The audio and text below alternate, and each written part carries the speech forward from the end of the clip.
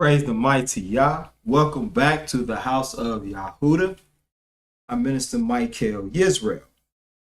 What we're going to do is have my beautiful wife pray us in. And then by his will, we'll go over some, if anyone has any testimonies they like to share. And then I'll go into reading a poem that I praise Yah for the wisdom and knowledge to be able to write. So let us face the east as my wife opens up with a prayer. Then we'll open up with, then we'll read a psalm, Psalms 117. Thank you, mighty Yah, for blessing us to come back to the second part of the house of Yehudah, this wonderful set-apart day. Thank you for all the blessings, for all the wisdom, and all the joy that you put in us on any given day. Father, there is no amount of gratitude that we could show to measure up to the goodness that you give us on a daily basis. And with that, I want to say hallelujah. Hallelujah. Psalms 117 reads, O praise Yah, all ye nations.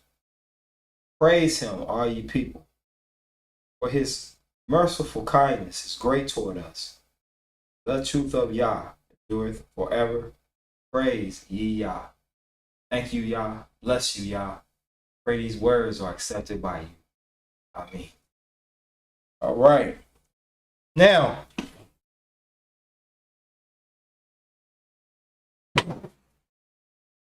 okay.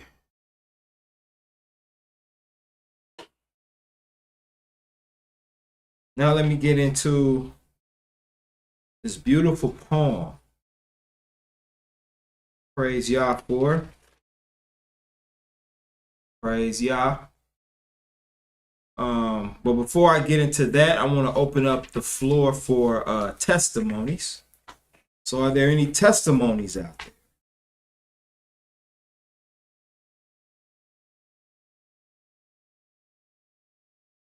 there?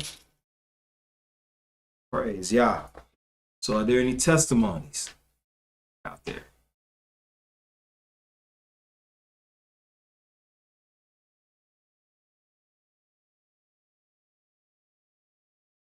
Okay. I want to thank Yah for his mercy, his compassion, for allowing us to be able to broadcast again, you understand, and to have such a beautiful viewing audience.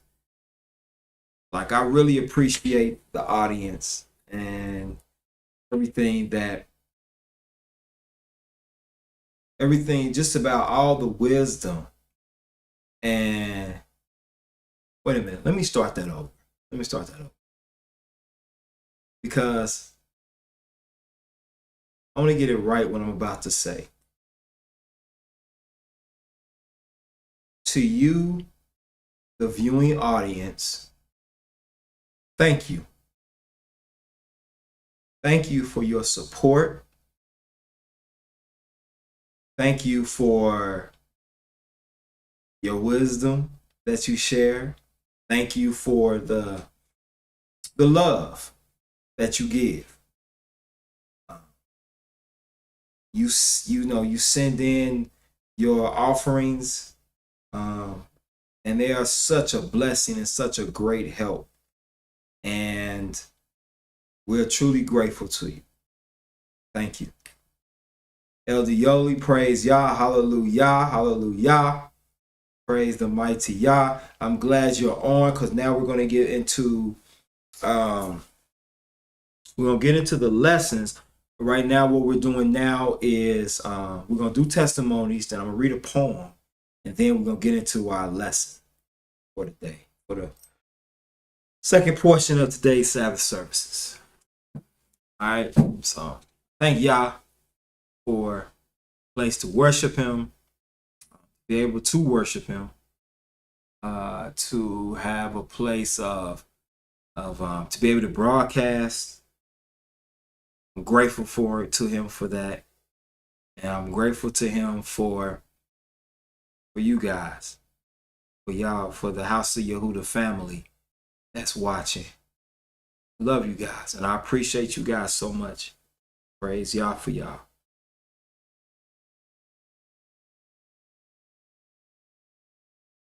So we'll go ahead and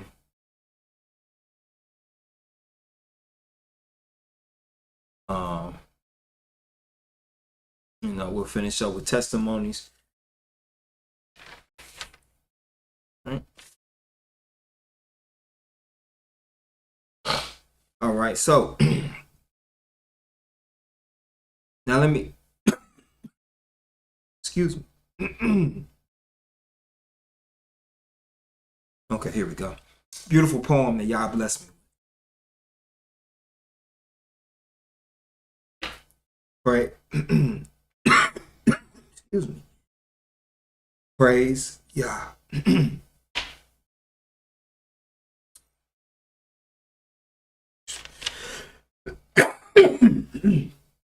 My goodness. Praise Yah.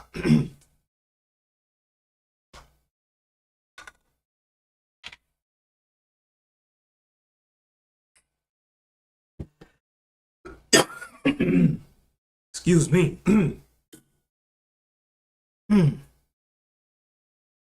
Right. Oh, for a moment.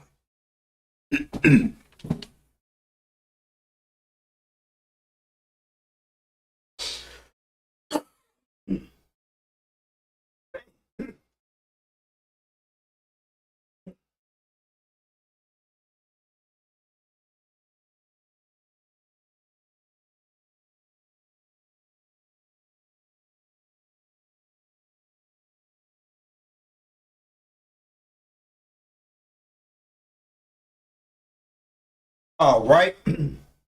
Excuse me. I am back. Praise the mighty Yah. Really dry.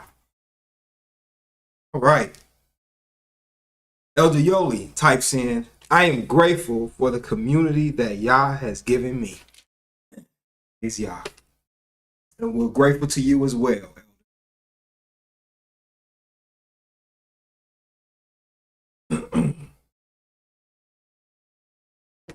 All right. Ooh, now let me get into the poem.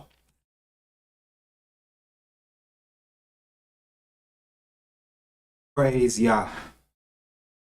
To love Yah is deep. Like the still waters he controls by command. His hands carry our pains and heals us in one moment, in one movement. His hands carry our pains and heals us in one movement. Yah is the most righteous. Hold tight to Yah and his commandments. Praise Yah. Amen. All right.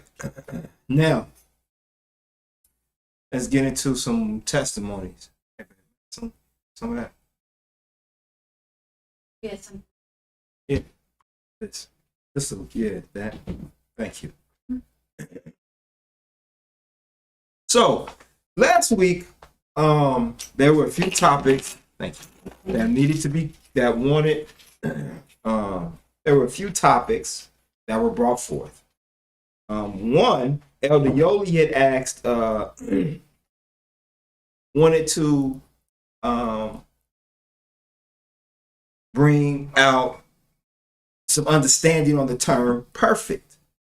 So we're going to do that. Then my brother Saif had asked me about the book of Malachi. So I read the book of Malachi this week.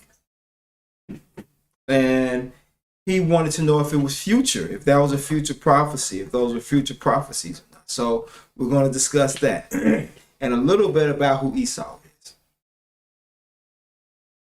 All right. Then JB wanted to know about Moses and the commandments. So we're going to talk about who Moses was, and we're going to talk about some of the commandments. We're going to talk about the commandments. But first, let's start off with this. let's start out with perfect. Thank you. Mm-hmm. Let's start out with perfect.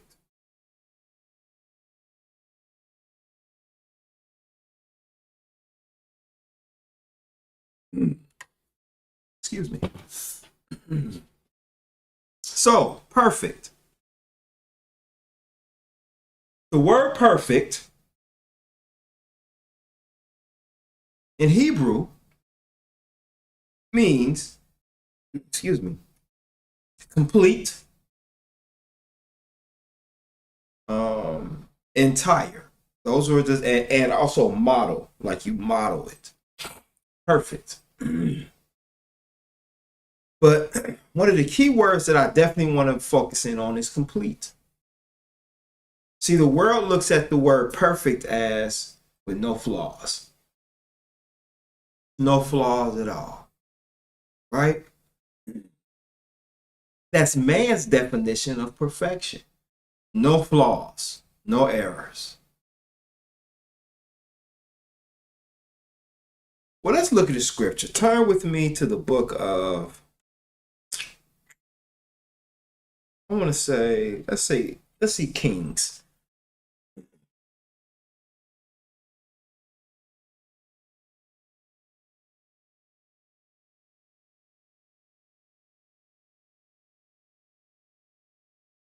Let me think. Yeah, let's go to King.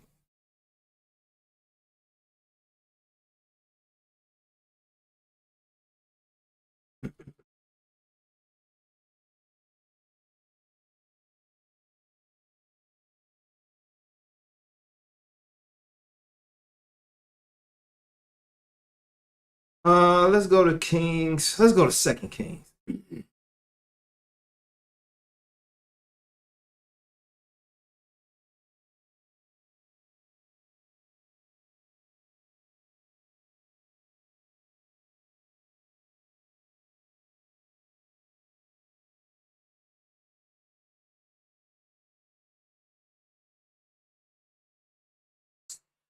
Let's go to Second Kings. Let's see here. No, I don't want Second Kings. Let's see. I apologize. Aha! I said I apologize because I truly do apologize because I don't like this. Looking for things.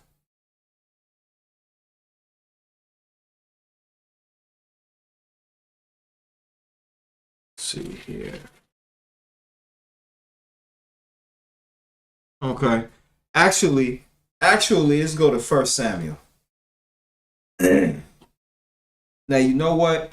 I'm not going to apologize. I am going to say I'm going to do better when there's a particular scripture that I need so that I don't have you guys waiting for me to look for scripture. I can just boom, just do it like that.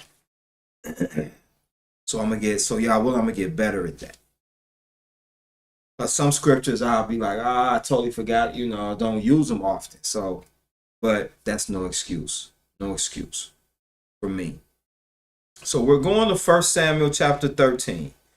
And my dear love, would you mind reading for me, please? Verse 14. 1 Samuel chapter 13 and verse 14. Verse 14. Yes, ma'am. It says, "But now thy kingdom shall not continue. Yah hath sought him a man after his own heart, and Yah hath commanded him to be captain over his people, because thou hast not kept that which Yah commanded thee." Now pause. Now who was he talking to? Go up to 13th verse. And Samuel said to Saul, "Thou hast done foolishly. Thou hast not kept the commandment of Yah thy Elohim, which he commanded thee. For now would Yah have established thy kingdom upon Israel forever." Now, Who is he talking about? He's talking about David. David said he has a heart like unto mine. Now, that can be translated in many different ways. Does that mean that King David's heart was just like YAH's? No. It was akin to it, not just like. No. Right. It was his that he said that this man's heart is in connection with him. So David, if the Almighty says this man got a heart that's like unto mine, that's me. Essentially, what is being said there? That David had a perfect heart. Right? Excuse me. Now, does that mean that David did not sin, or then does that mean that he did not err? But Yah said that this man had a heart like unto mine. Now, that doesn't mean that he had the same heart as Yah. What it's saying is, it's not even saying that he got a heart like Yah's. Because if he had a heart just like Yah's, he wouldn't sin. He wouldn't have laid with Uriah's wife. He wouldn't have did a lot of the things. He wouldn't have been given to number Israel, even though he was being tested, but he wouldn't have done it. What that is saying is, David's heart has a deep connection with Yah. So a man or a woman can have a deep connection with Yah and still make an error. But here's the difference between a man and woman's heart who is connected to Yah, and a man and woman's heart who's not connected to Yah. It's all about taking accountability. David took accountability for his sin. And that not only did he take accountability for his sin, you won't read where he committed the same sin again. So if you apologize to Yah, or if you say your heart is like unto, in order for your heart to even be in the same spectrum of the Almighty, you would have to have this type of heart. David's heart was obedient. Though he messed up, he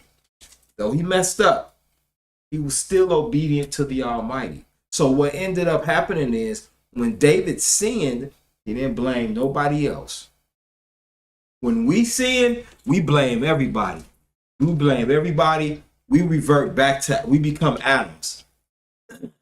You gave me this woman, the woman you gave me caused me to eat. The serpent, he beguiled me. The only one in that situation that did not blame nobody was the serpent. He was the only one that didn't blame anybody. I mean, really, what could he say? Well, the woman was looking so good, I had to convince her. There's really nothing he could say. So it ain't like it's I don't want to make it seem like, the serpent was so, he had morals. No. He was caught red-handed. You understand? But I read that to show that what Yah is letting the world know, I'm going to say this, what's being understood here is that David's heart was perfect with the Almighty. His heart was perfect. Even though he erred, his heart was still perfect towards Yah. And then that goes to show that a perfect man is not always without flaws.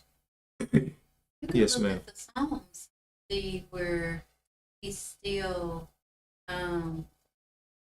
he wasn't perfect, but he made all his supplications to the Almighty and took accountability and still gave him praise. Yeah. Yeah. Yeah. He sure did. So, um,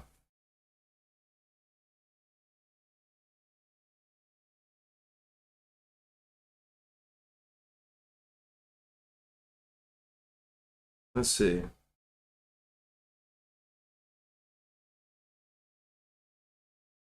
Let's go to another scripture real quick. Turn to the book of First Chronicles, chapter 21.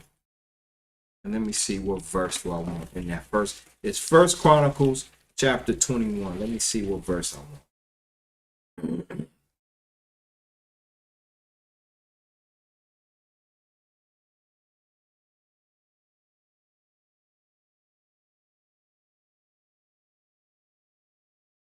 Yeah. Turn to First Chronicles, chapter 21. I want to read something.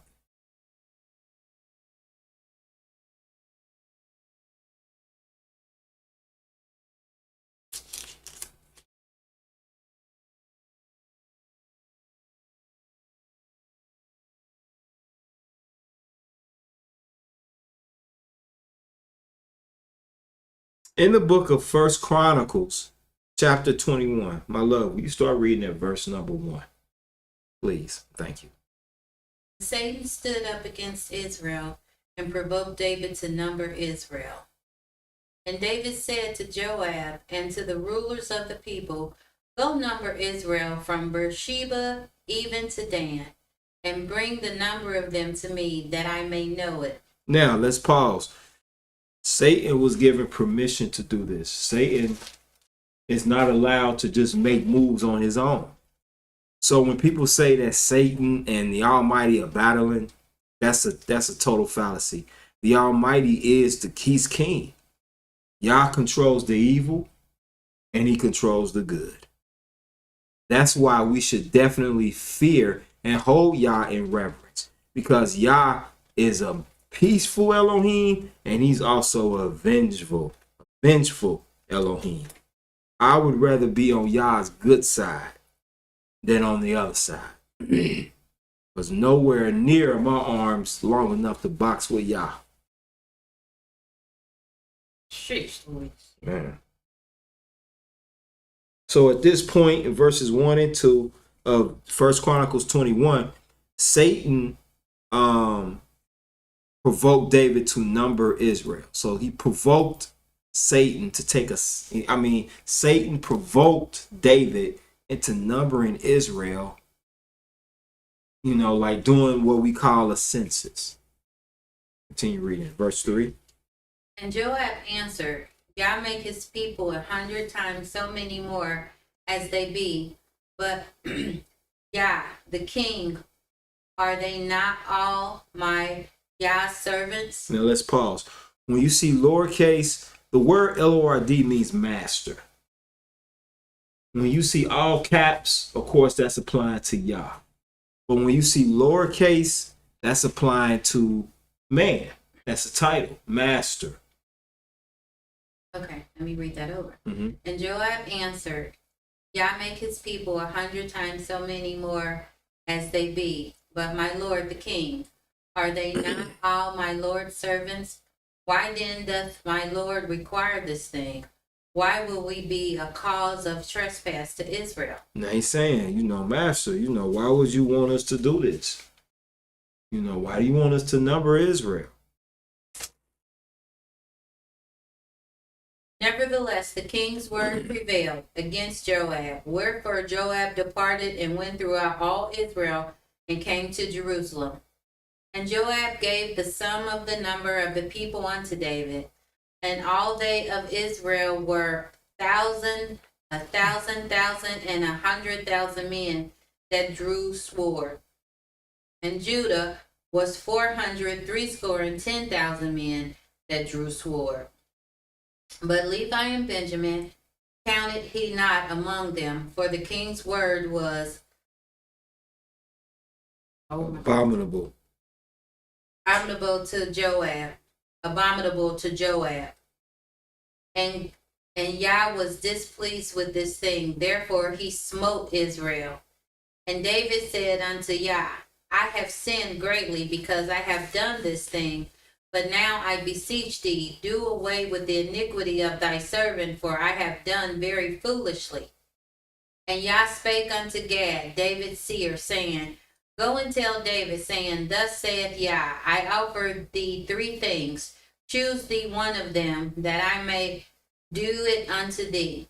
So Gad came unto David and said unto him, Thus said Yah, choose thee either 3 years, famine, 3 months to be destroyed before thy foes, while that the sword of thine enemies overtake thee, or else 3 days the sword of Yah, even the pestilence in the land, and the angel of Yah destroying throughout all the coast of Israel.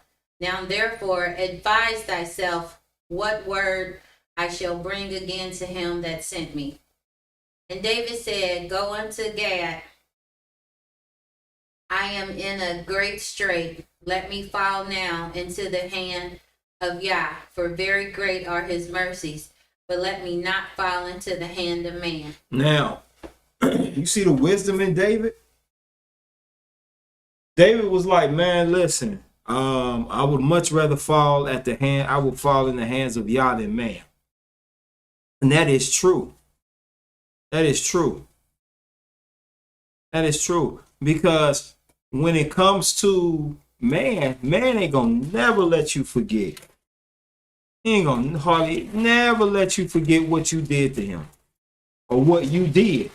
Not even directly to them, but just what you did in your life. Oh man, I remember you used to be out here in these streets. Yeah, well, I'm not out here no more. Yeah, but I remember when you used to be.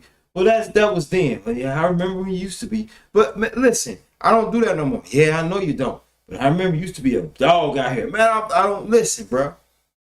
And then we bring it up in front of our new family. We done got all married and we all going to Bible study and being and working on being righteous. And you know, you want to come in and bring up old stuff. Yeah, I remember when you was a whore out here in these streets. Like, well, okay, that's what I used to do. You understand? But once again, this is a man who Yah said had a connection with his heart. And if you got a connection with Yah's heart, that means there's something in you that is perfect. Because if the Almighty say, I got a connection with you, then there's something in you that he sees that is good. And to say I'm connected, that's perfection. Yes, ma'am. Why do you think the Almighty smote Israel instead of getting David when he's the one that committed?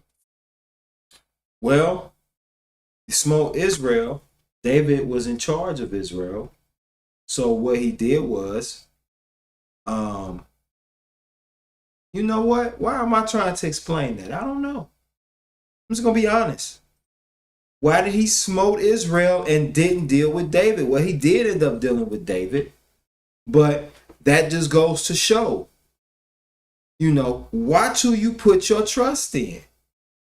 If it sound funny and it look funny, then it's funny. Keep it moving. But we get tied up with, you know, smooth talking people and we fall victim to, you know, because just because a person may have brought the sin to you, when you partake in the sin, then you're held accountable for that sin, even though the person brought it to you. When Adam, if Adam would have not hit Eve, but if he would have knocked the fruit out of her hand, we wouldn't have been cursed. We wouldn't have been cursed. But even then, what's deep is that we didn't knock the fruit out of her hand. Adam didn't. He ate the fruit. But had Adam knocked the fruit out of her hand, it could have been a different scenario for the men. You know what I'm saying? Well, I don't know if it'd have been for the woman because she had already ate the fruit. Oh, that's right. That's right. She had already been into the fruit. So, you know, I don't know. But The Almighty said that this man had a heart like unto his. And if you got a heart like unto the Almighty, what that's talking like is saying, and I want y'all to hear me, that's not saying that David's heart was just like YAH's. That's not what it's saying. It's talking about the connection that David had with YAH and YAH had with David. That was a heck of a connection. And it's showing that David's heart was perfect towards him, even though David erred, even though Satan is the one that caused this, because it wouldn't have happened had Satan not been involved, or would it? Well, Satan moved David to do that. You understand? Maybe it was an intrusive thought that David had, like, I'm gonna number these people. And then because of that, it's being attributed to Satan. Could have been an intrusive thought. Maybe that's what it is. When we have these intrusive thoughts, maybe that's Satan communicating with us. Maybe that's Satan testing us. See how we gonna handle a situation or how we gonna deal with our thoughts. Yes, ma'am. Why can't we number people? Well, we can't really number people. Well, I tell you what, let me study that. Let me study why we can't number people, because I was about to give an answer and I don't want to be wrong. So let me study that. Let me write that down. Why can't we number people? I said, okay, I felt like asking. Okay.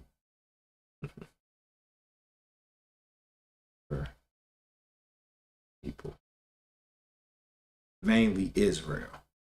So I'll study that, and then y'all willing to get back to that next week. So we'll talk about that. Y'all. Good question. But that's just something Yah doesn't want us to do when it comes to numbering Israel. So let's see. Another example of a perfect man being perfect. Turn to the book of Job, chapter 1.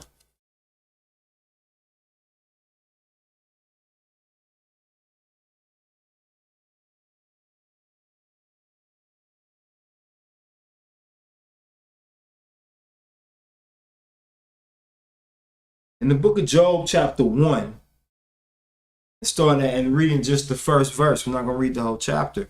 It says, "Then was a man in the land of Uz, whose name was Job, and that man was perfect and upright, and one that feared Elohim and eschewed evil." Here are the attributes of an individual who Yah considers to be perfect.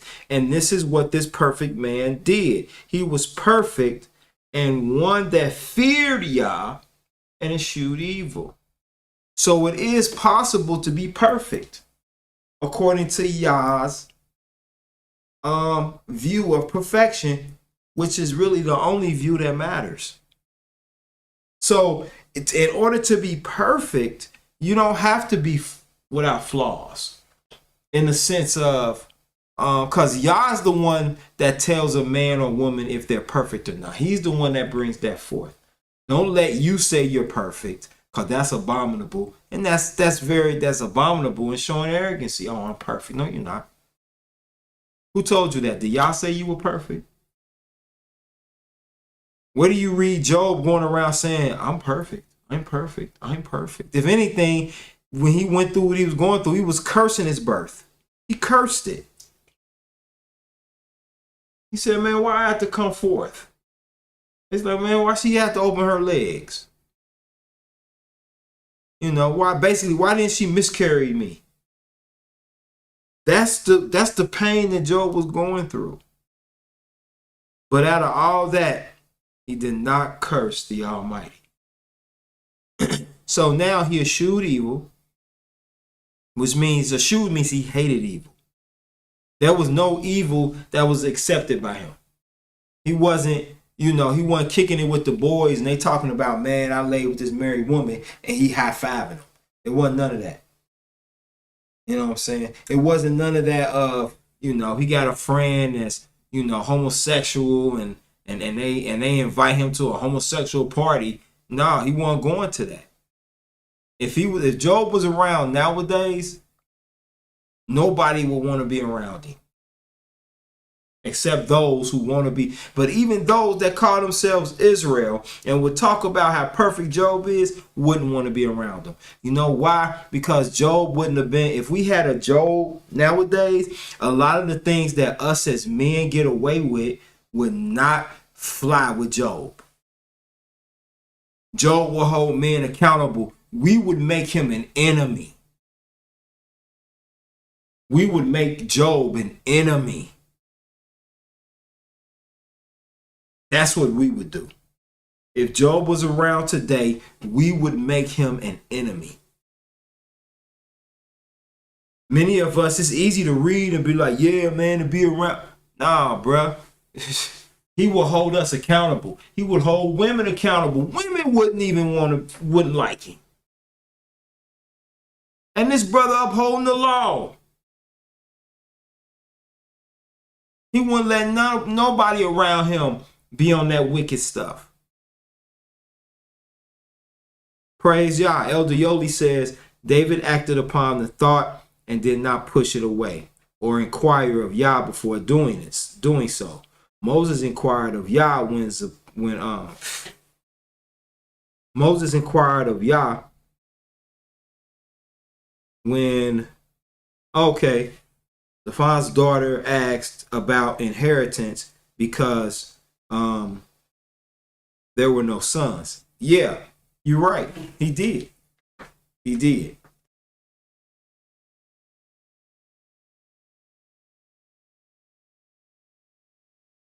He did. But what I'm showing is that y'all may have still considered, when he said that, man, you won't see where y'all reneged on saying that David's heart was still close to him.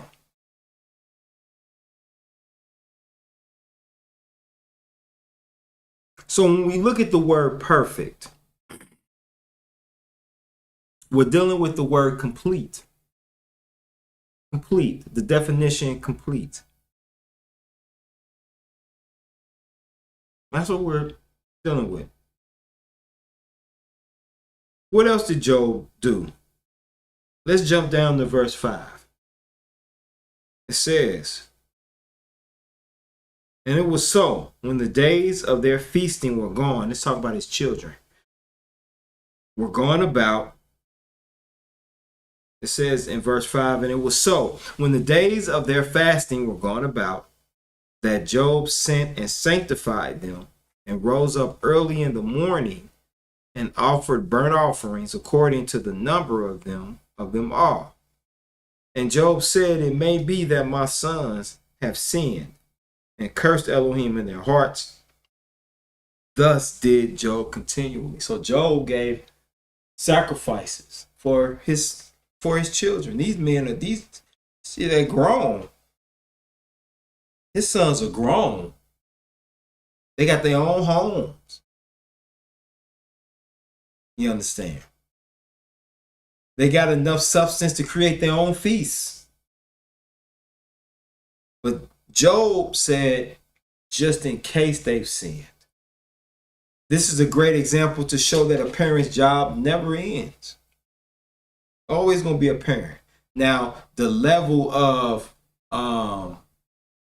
care that you get may change. When you're a little child, you get a little bit more attention, a little bit more care. But as you get older, then parents back off and let you be a little bit more independent as they watch. And then as you get older, the independence becomes more independent and more independent. And then over time, the parent backs off, and now you making your own decisions. It's levels to it. So now you're making your own decisions. A parent will only intervene, if need be. But Job Job said, I'm going to give it, but the one thing you don't do is stop praying for your children. Just because your children are grown don't mean you stop praying for them.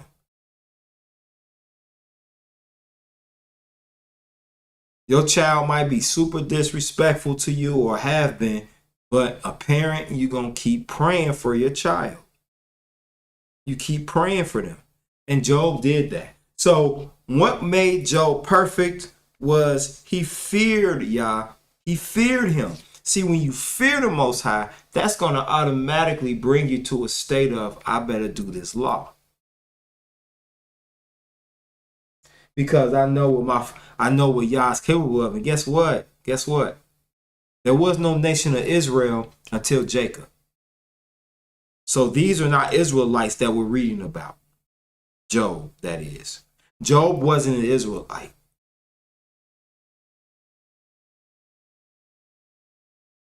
You understand? Elder Yoli says, Yah completes me. He is more than enough. I cry out to him on behalf of myself, my family, and my people. This is perfect, complete. We are to fear, honor Yah, and keep his commandments perfect. That's right. That's right. That is absolutely right. See, perfection is not deemed by how the worlds think you are supposed to be perfect. No. True perfection comes from how does Yah see you. Many people will say you can't be perfect. Well, that's not true. Man would tell you that. But why would Yah call man something that is not obtainable? Like, for example, if you work a job, right? And you get your evaluations, right? Most jobs will give you, they have 5 places. 1 being you need work, 5 being you're perfect. Most jobs won't let you get to a 5. They'll get you to a 4.5 before they give you a full 5. And you'll be like, wait a minute. If I did everything that I needed to do, then why don't you just give me a perfect score if I've met all the requirements to get this perfect score? Most employers will say, well, no one gets a 5 because there's always room for improvement. But why put something there that's not obtainable? And if I've met all the requirements of this job and exceeded some of them, wouldn't that make me to have a 5? Well, no, there's always room. No, what companies are telling you are, we want you to work towards that 5. You'll never reach it. You'll never reach it. You'll never reach it. And that's how they score. Well, Yah is different. Yah lets us know, you follow me. You serve me, you fear me, you hate evil, and you'll be perfect. You'll be totally perfect. Can a man or woman be perfect if they have, hey, Shabbat Shalom, Brother Gary, praise Yah. He say Shabbat Shalom, family, praise the mighty Yah. Shabbat Shalom, Brother Gary. Can a man or woman be perfect if they have a disability? Yeah. Man got a limp, woman got a lazy eye. Can they be considered perfect? In Yah standards, absolutely. In man standard, nah. That's why, you know what? That's the thing. That's why most of us are probably so stressed, because we're so busy trying to live for man and not Yah. You understand what I'm saying? Even in the nation of Israel, we try so hard. Why do you study the law? Why do you study so hard? I study because I want to show myself approved. Approved to who? Approved to who? You want to show yourself approved to Israel? You will never be approved. Never be approved. Not if you leave it up to the hands of man. Why you think David was like, I'd rather fall in your hands, Yah? Because at least you're going to show me mercy.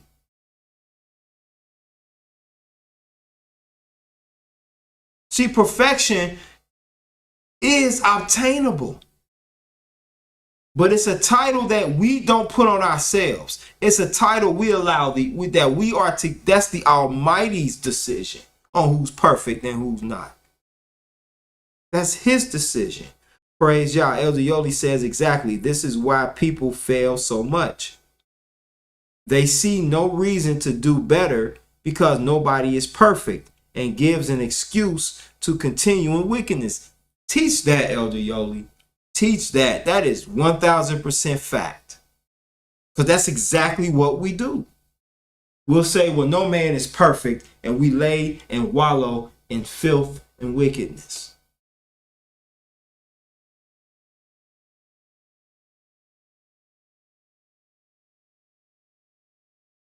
So let's look at another scripture. Let's look at Psalms 19.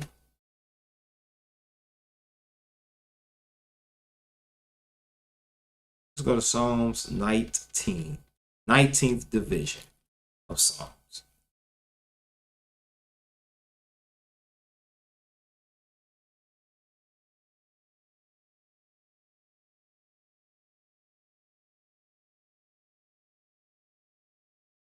Psalms 19 and verse 7. The law of YAH is perfect, converting the soul. The testimony of YAH is sure, making wise the simple. Pause. Read that first sentence again. The law of YAH is perfect. Pause. Thank you, love. The law of YAH is perfect. So if the law of YAH is perfect and you're executing and doing the law, then what does that make you? Simply by doing Yah's laws does what? Make you what? Because if the laws of Yah are perfect, then what does that make those who do his law? Nobody knows? Makes them perfect in Yah's sight. So it's just like this.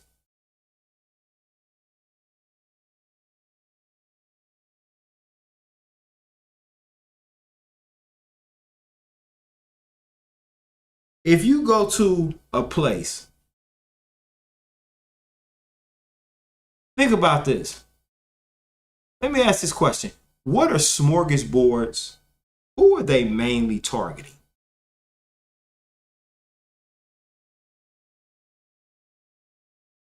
Anybody wants to eat a lot. And what do we call people who just want to eat a lot? Greedy and gluttonous, right?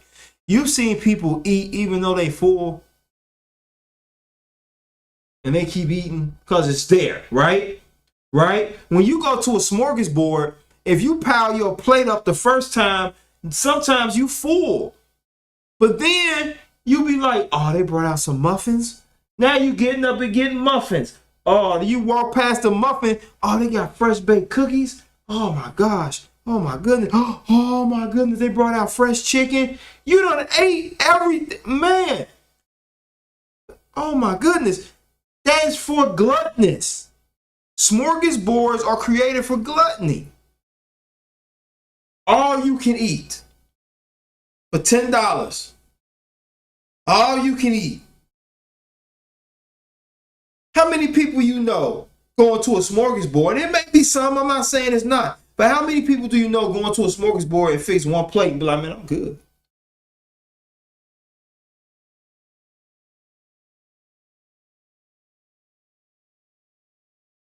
Yeah. Don't happen often, though, does it? No, it don't. Because if everybody came into a smorgasbord and just fixed one plate and left, the smorgasbord wouldn't be a smorgasbord, it'd just be a restaurant. Right? It wouldn't be the need for a smorgasbord. The whole purpose of a smorgasbord is to eat until you sweat or you pass out. Like literally. You're supposed to leave a smorgasbord so full that you're sick. And then you throw up and then you eat what you done. Because in some places you can't eat. You can't take things with you because it's a smorgasbord. But we still find a way to sneak out that chicken, don't we? Grandma got a chicken leg in her purse, wrapped up in 10 times in a napkin. Grease popping, so you soaking through it. Well, I said all that to say that a person that enjoys a smorgasbord is usually a person who wants to be a glutton. So gluttony is attached to being to a smorgasbord. So if I always like to be or always like to go to smorgasbords, wouldn't that give me the right? Wouldn't that stand the reason that I'm a glutton at some point? Well, then, if Yah say the law of his law is perfect, then those who do his law would essentially be considered what? Perfect. Simply by executing his laws. And I know a lot of times we'll hear his laws. What laws? Well, let's go. Turn with me to, I'll just go through a few. Let's go through the 10 Commandments. Turn with me to the book of Exodus, chapter 20. Let's go through some commandments. First commandment. Don't have no other Elohims. Okay, so no other gods. I can't have any gods before Yah. Okay, that's his commandment. Don't make a graven image. Don't make nothing to be worshipped or to bow down to. Don't take his name in vain. Watch how I carry myself. You understand? And the 10 Commandments are sort of like the trunk breaks off of all the other laws. Because I'm not going to do the laws of Yah if I have another God. If I have another God, then I'm not going to do the laws of the Almighty. Then the fourth one, keep his Sabbath holy. Then 5, honor your mother and father. 6, don't murder. 7, don't lay with another man's wife. Don't even desire another man's wife. 8, don't take nothing that don't belong to you. 9, the 9th commandment, don't lie on when don't be a false witness against your brother. Don't lie on him. And 10, don't covet. Don't desire anything that belongs to your brother and your sister.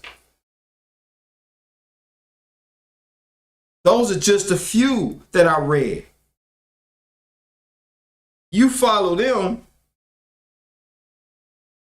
and you apply them to your walk, then you're applying the laws of Yah. If the laws of Yah are perfect, then it will stand the reason that you're walking in the path of perfection. Even if you limp and do the law, you're limping in the way of perfection. If you blind in one eye, then you're visually impaired walking in the way of perfection. If you're doing the law, if you have multiple sclerosis, MS, you and your cane is walking in the ways of Yah. You're walking in perfection. You missing teeth. When you speak on his laws and you're executing his laws, you got a smile of perfection.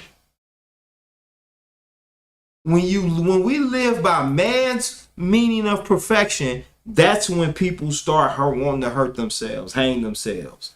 That's the whole thing with, I'm going to say that's one of the things that's so poisonous or so toxic is man. Man will tell you what perfection is, right? Man will have a woman put her finger down her throat and throw up a bomb breakfast, a great meal, so she can stay within a certain weight. You understand? It's just now that women are loving themselves for who they are. You understand? And it ain't just women, it's men too.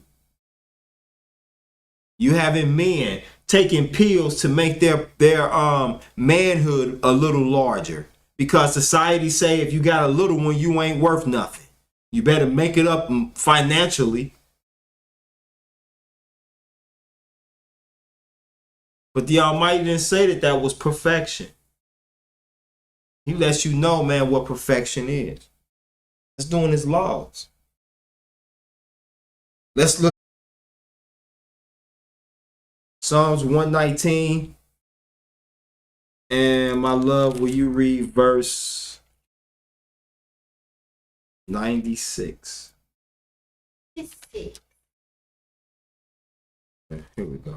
Yes, verse 96. I have seen an end of all perfection, but the commandment is exceeding broad. All perfection.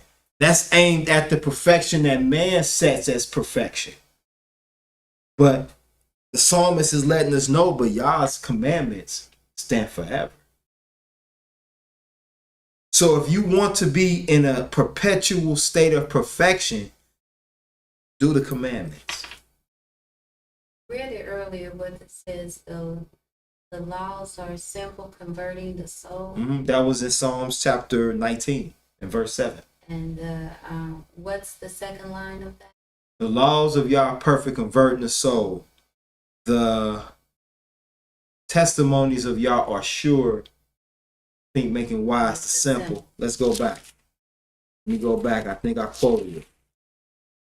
Let's go back to that Psalms 19 and let me look at that 8th verse.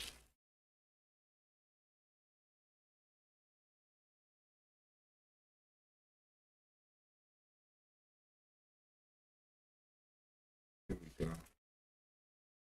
Psalms 19 and 8 says, yes, it says, the law of Yah is perfect, converting the soul. The testimony of Yah is sure. There we go. Making wise the simple. I was right. The testimonies of Yah are sure, making wise the simple. Converting the soul. So if you walk in this law, it converts your soul, and then your testimony becomes sure, and it has made the simple wise. There you go. There you go. Beautifully put. And then you become like Elder Yoli, who when them thoughts come in, you can tell them, up, go back through the back door. Go through the back door. Go on here about your business thoughts. Because your soul is converted. You might not even have them thoughts anymore. Because your mind is not on the carnal things. A lot of us get caught up in carnal things. So when we begin to have an appetite for more carnal things than more spiritual, then that's sometimes what causes us to get caught up in the messes that we get caught up in. Being a man and having 15 baby mothers. Being a woman and being the 15th baby mama. Those are the situations that get us caught up in these in those things. But here's the thing: even if you do have 15 baby mothers, once you walk in the laws of Yah and begin to cleanse your life, then at that point, here's the thing: don't let nobody tell you that you have to continue living in the wickedness that you're in and that you'll never change. That's not true. Because if you want it hard enough, you'll change. You'll change. And once you gather, let me tell you something. You know how many people in Israel at one point in time were drug dealers? At one point in time were whoremongers and whores? I mean, some of the whoremongering and whoredom still goes on in Israel. But at least they got a conscience now. Some of them, I guess, I don't know. Trying to find a light at the end of the tunnel. But do you know how many people in Israel at one point in time were homosexuals? And then the law converted them.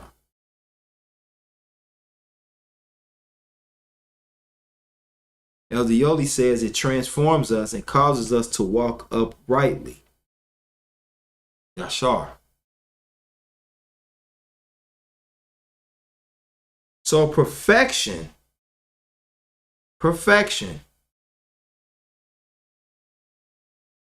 is obtainable once we constitute and start doing the laws of Yah. Why? What did Yah say? In verse 7 of Psalms 19, the law of Yah is perfect. So if the law is perfect, then the doers of that law reaps the benefit of that perfection.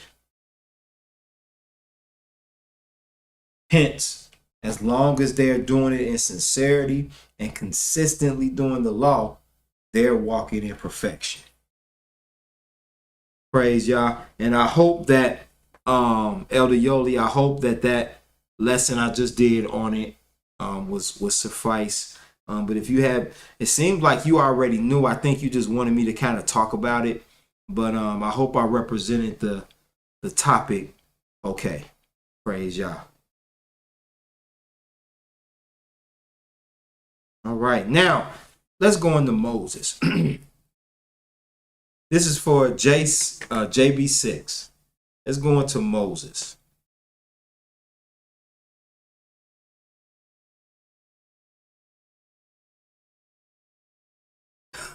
It was perfect. Praise Yah. Thank you. That's cute. Thank you. Praise Yah. Thank you, Elder. All right. So now let's get into Moses. So, yes.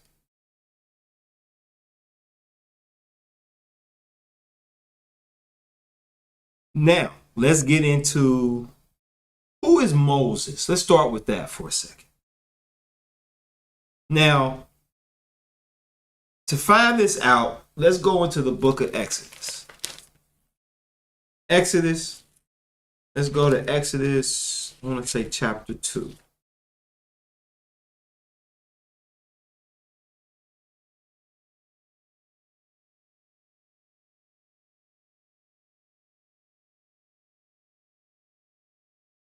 Now, in Exodus chapter 1, it starts at the rigor that the Israelites were put through during the rigor that Israel was put through during the time of our ancestors inhabiting the land of Egypt.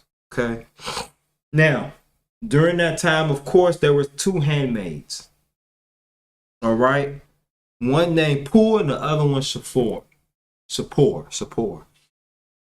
And Pharaoh said any man children that were born, kill them. Basically murder them. But they didn't.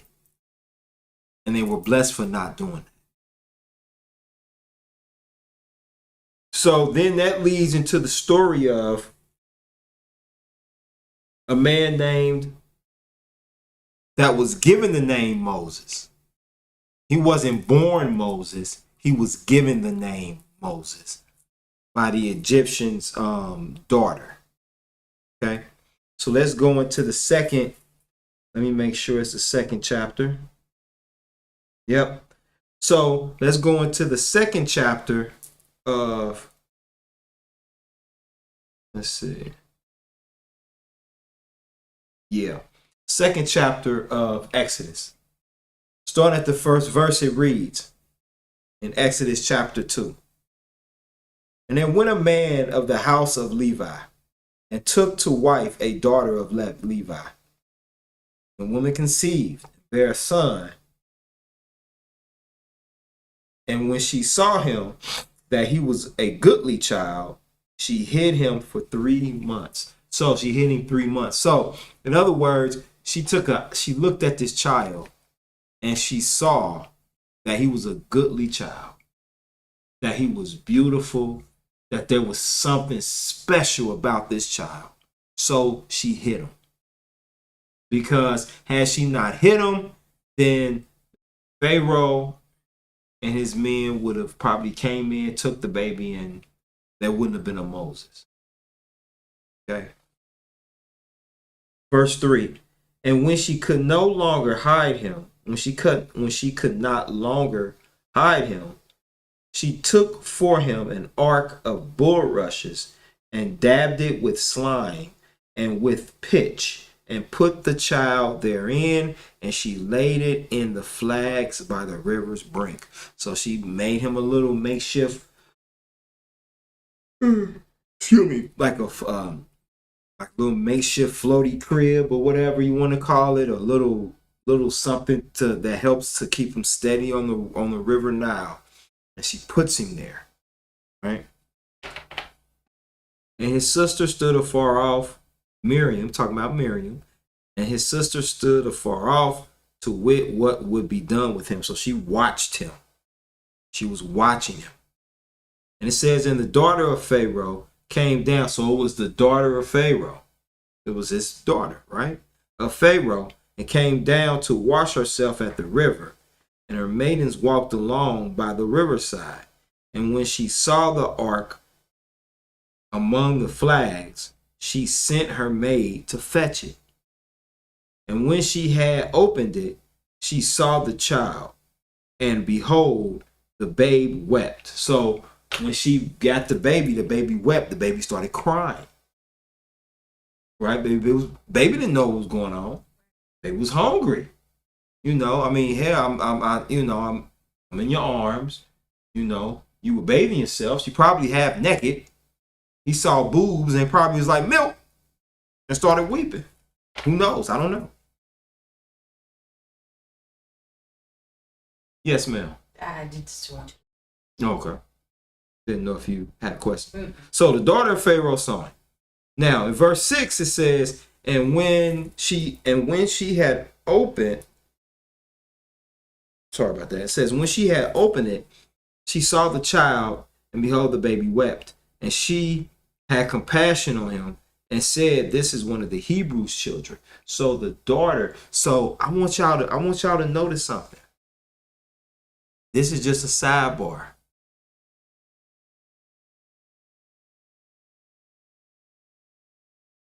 I believe that his daughter would be considered the firstborn, right?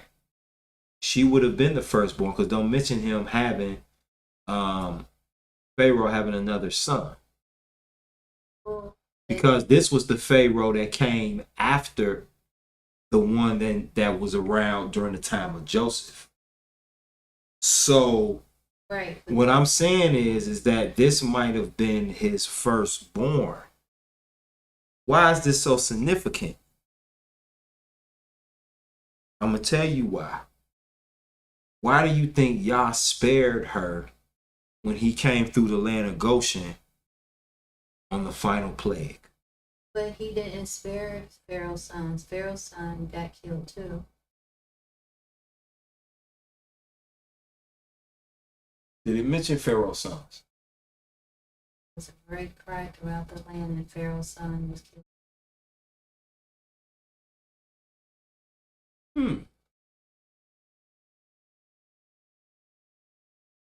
Okay. Now Moses was. Then never mind. Moses was up in age, so maybe it was another Pharaoh after this one. Because he was 80. So maybe this wasn't the same Pharaoh. Could have been. It could have been. But then the question would lie about Pharaoh's daughter. Why didn't she die?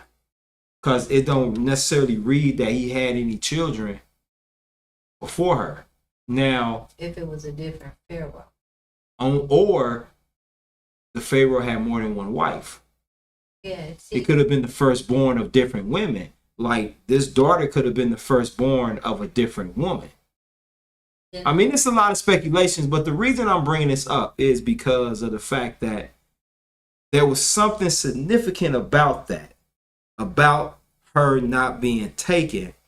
And I'm bringing out a point. I mean, I haven't really looked at it in the study, so I don't really want to go back and forth about it. No, I'm not. I'm just going to say, because remember, Moses' cousin with Pharaoh was Ramesses. I understand. Yeah. His father or mother could have been the firstborn. Could have been. Could have been. That's something else to look into. I'll look into that. But I was bringing out. Okay. I'll look into that. In verse 6 it says, and when she opened it, it talked about Moses wept and cried, and she saw that he was a Hebrew. He was a Hebrew baby. So okay, cool. All right. So in verse 7 it says, then said his sister to Pharaoh's daughter. So talking about Miriam. Then said his sister to Pharaoh's daughter, shall I go and call to thee a nurse of the Hebrew women, that she may nurse the child for thee? And Pharaoh's daughter said to her, go. And the maid went and called the child's mother. And Pharaoh's daughter said unto her, take this child away and nurse it for me, and I will give thee thy wages. And the woman took the child and nursed it. So the woman took, or the sister took the baby, and Pharaoh's or Moses' mother was paid to nurse him. Now she did this to save his life. That's why she sent them off, and she did this to save his life. Now in verse 10 it says, and the child grew, and she brought him unto Pharaoh's daughter, and he became her son, and she called his name Moses. So Moses isn't a Hebrew name. Moses is an Egyptian name.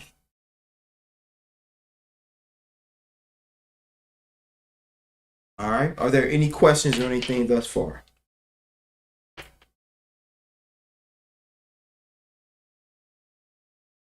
I'll hold out for a minute.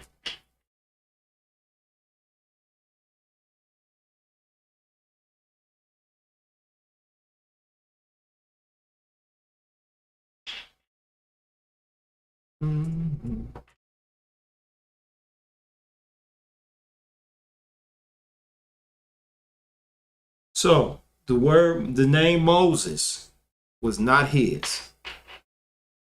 Oh, it's not a Hebrew name. So who knows what the name Moses stands for? Drawn out of the water. That's right. The name Moses means drawn from the water. That's why his name was Moses. What his name was before, I've heard Shemaiah was his name, but I haven't really dove into that study to see what was Moses' name prior to being called Moses. All right. So basically Moses, who is Moses? Moses is the Hebrew prophet who delivered the Israelites from Egyptian slavery. All right. He was also the leader and the lawgiver. Moses carried a lot of things. Moses was chosen by YAH. He was chosen by YAH to go before Pharaoh and emancipate Israel. All right. So now let's jump down to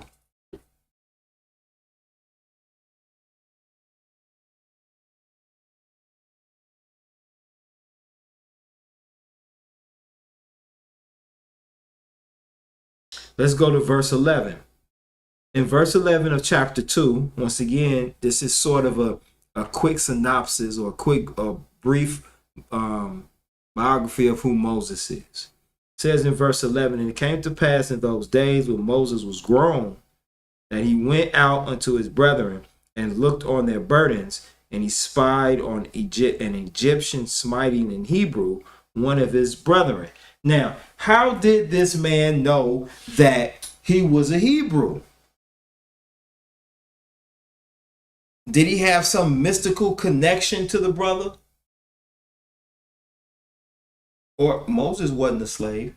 No, I'm talking about, how did Moses know that he was his brethren when he was raised in Pharaoh's house? Right? So how did he know this? Maybe it was because his mother didn't want him to forget his roots. Maybe he was raised to know that you're Hebrew. Because how old is a child when he's weaned from the breast?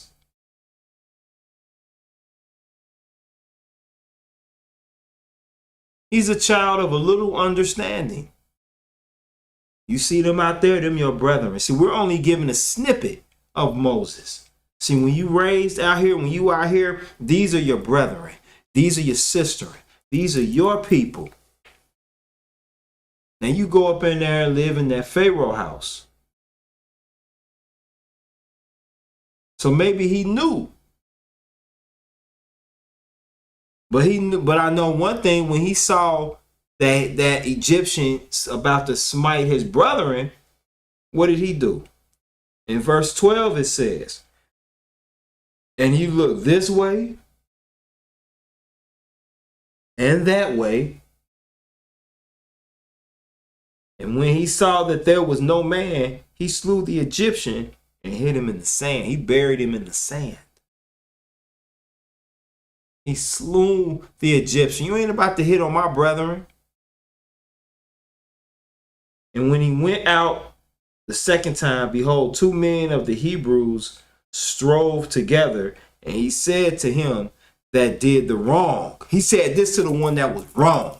Y'all brothers. See, we don't have this no more. Moses stepped in. It wasn't no, oh man, we just gonna watch to see what happened. When Moses saw his 2 brethren arguing and fighting with each other, he didn't just walk past and let it go. No, he said, whoa, brothers. We brothers. What's going on? I'm just paraphrasing what he might have said.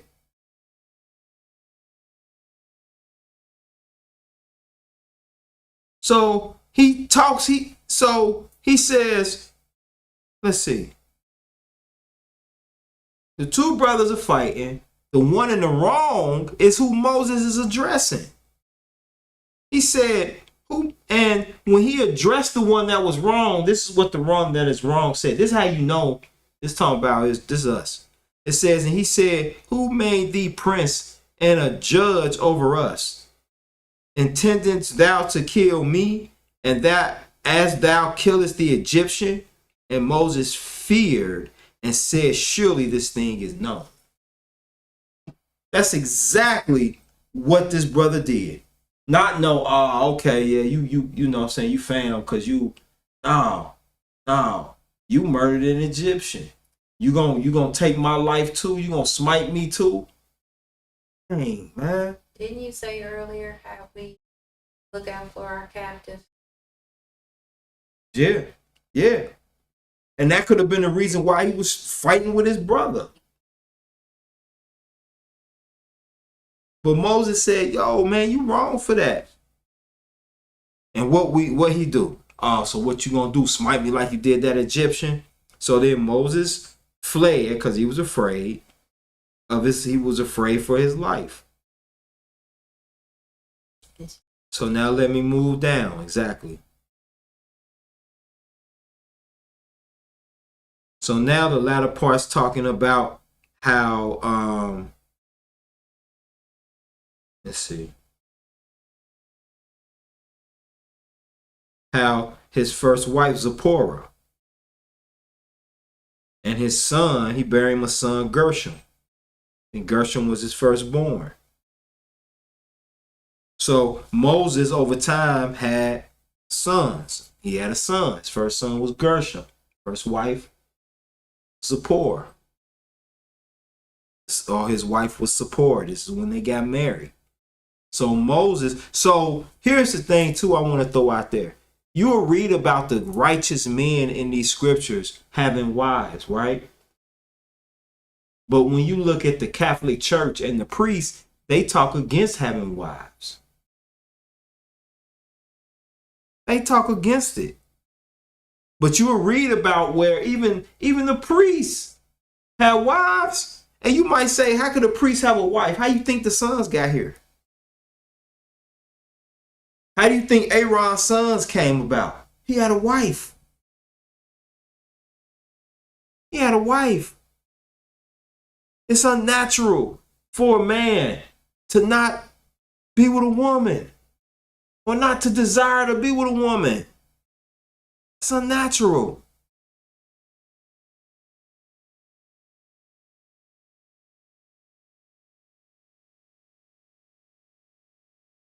But Moses, he got married. He had him a wife. Had him a child. So let's go up to so now let's go into chapter 3 of Exodus. It says, now Moses kept the flock of Jethro, his father-in-law, the priest of Midian, and he led the flock to the backside of the desert and came to the mountain of Elohim, even to Horeb. So Moses left his cushy position as Pharaoh's grandson to become a sheep herder of his wife's father, the priest. In Ethiopia. You understand? So now let's look at verse 2. It says, an angel of Yah appeared unto him in a flame of fire out of the midst of a bush. And he looked, and behold, the bush burned with fire, and the bush was not consumed. So now it's talking about an angel of Yah. When we talk about the bush, it's like the Almighty spoke to Moses. But in the scriptures, it shows that it was an angel of Yah that appeared as a flame in the bush. But then check this out. In verse 3 it says, and Moses said, I will now turn aside and see the great sight, why the bush is not burnt. And when Yah saw that he turned aside to see, Elohim called unto him out of the midst of the bush and said, Moses, Moses. And he said, here am I. Now, you got two different stories. You got two different scenarios in just a couple paragraphs from each other. One, it says, and the angel of Yah appeared unto him in a flame of fire out of the midst of the bush. And he looked, and behold, the bush burned with fire, and the bush was not consumed. And then in the fourth verse, it says, and when Yah saw that he turned aside to see, Elohim called unto him out of the midst of the bush and said, Moses, Moses. And he said, here I am. Is that so? Who really spoke to Moses? Was it the angel of Yah, or was it the Almighty himself?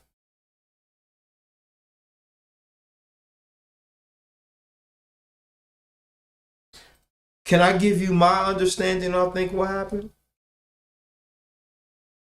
That initially it was the angel that called out to Moses, meaning that Yah sanctioned the communication with Moses, right?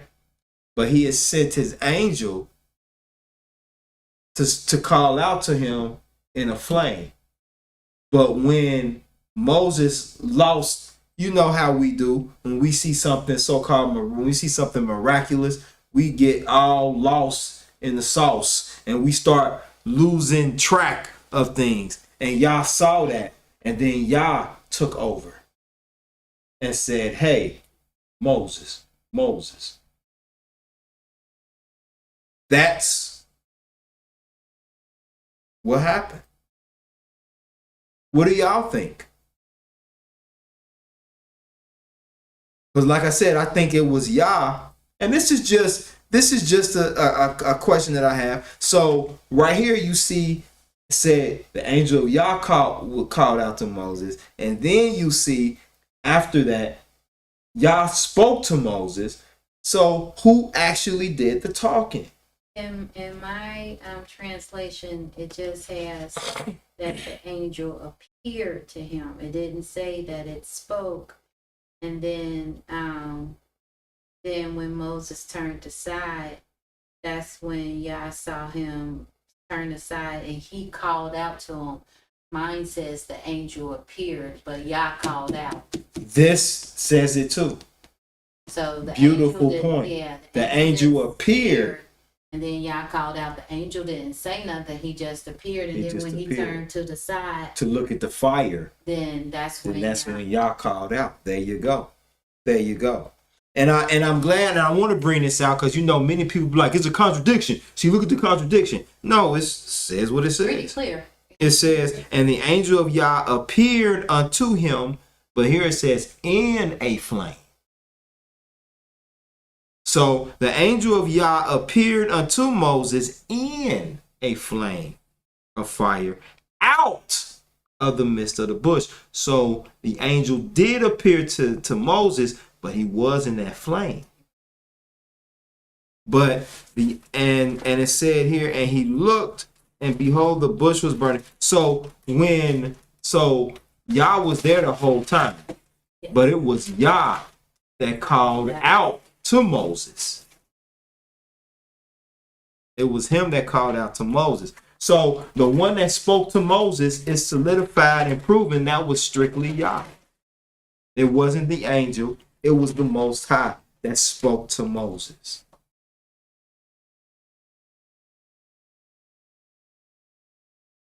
And then when you want to learn, and then when you talk about the commandments of Yah were given to Moses on the mountain. Given to Moses on 2 tables of stone. 2 tables of stone. And on those 2 tables of stone lies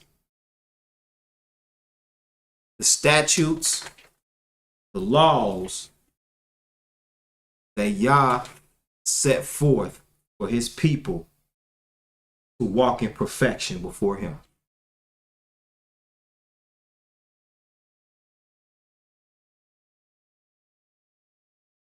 So I hope, JB, that answered your question about who Moses was. If you have any other questions, JB, if you're listening, feel free to ask them. That's basically who Moses was. I gave you the beginnings of him, and him speaking to Moses in that bush is what actually starts, is the catalyst for all the great things that Moses does prior to our ancestors' exodus out of Egypt.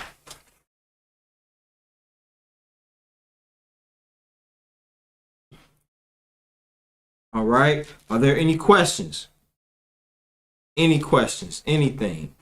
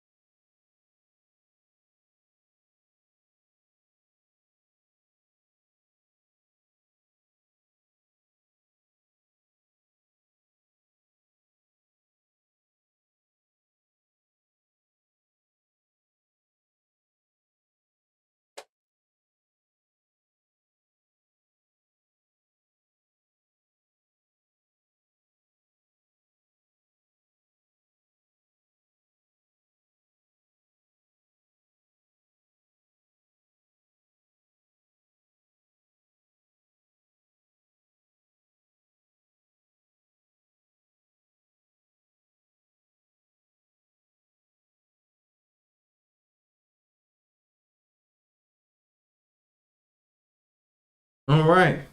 So no other questions about Moses and the commandments? All right. Very good. Let me make sure I answered all the questions here. Did Moses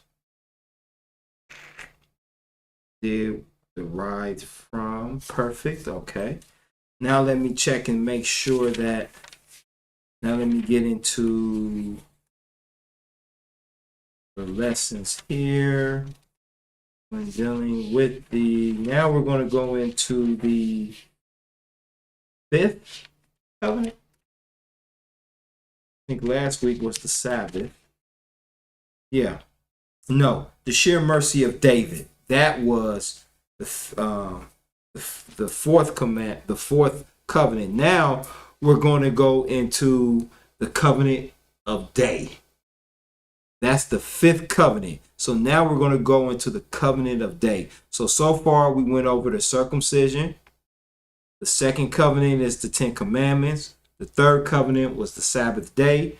The fourth covenant was the covenant he made with David. Now we're going into the covenant of day. Turn with me to the book of Jeremiah, chapter 33.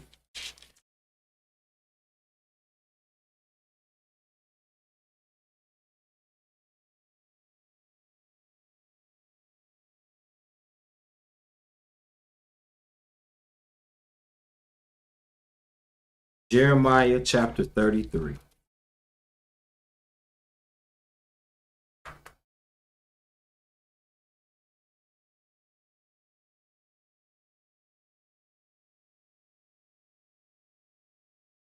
So we'll do 5 and 6 because both of them are in the same chapter.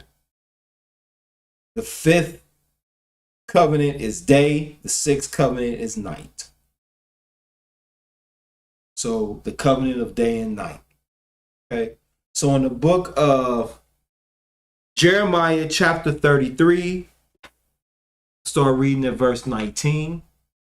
It reads, "And the word of YAH came unto Jeremiah, saying, Thus saith YAH, if ye can break my covenant of the day and my covenant of the night, and that there should not be day or night in their season, then may also my covenant be broken with David, my servant, that he should not have a son to reign upon his throne, and with the Levites, the priests, my ministers. As the hosts of heaven cannot be numbered, neither the sand of the sea measured, so will I multiply the seed of David, my servant, and the Levites that minister unto me." And that could go into the reason why it's an abomination to number Israel, because you can't number Israel. You always going to be off because there's always a newborn coming in and you can't count everybody. And to say that you're counting Israel could be like, yo, I'm like the Most High. The only one that knows the number of sand, the number of grains of sand, the number of stars is YAH. He is the only one that knows these things. But that was it. That's the covenant of day and the covenant he made. He made a covenant with day and a covenant with night. And could you imagine having a job, going out, having to count grains of sand? Each particle. Yeah. One. How would you even separate it? You'd be stepping on it, it'd be on your shoe. Couldn't. I would get frustrated. I'm like, I quit. I can't do this. We'll pay you $20,000 an hour. I'll figure out a way. Nah. But no. YAH is the only one that can truly tell you the number of stars if he felt the need that you needed to know.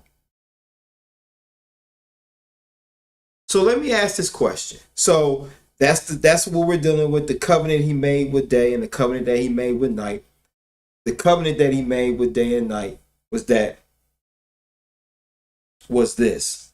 It's in verse 20. It said, thus saith Yah, if ye can break my covenant of day and my covenant of night, and that there should be no day and night in their season.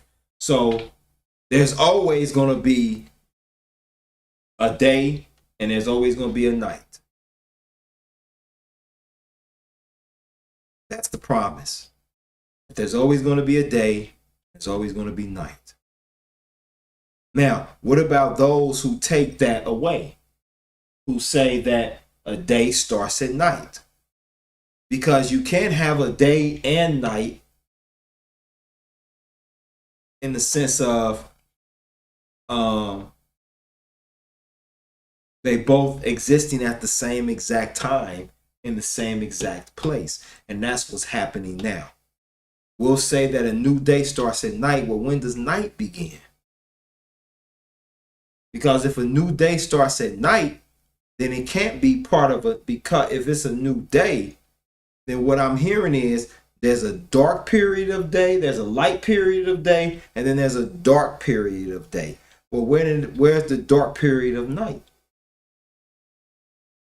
So if I believe that a day starts at night, then when does night begin? That's the essential question.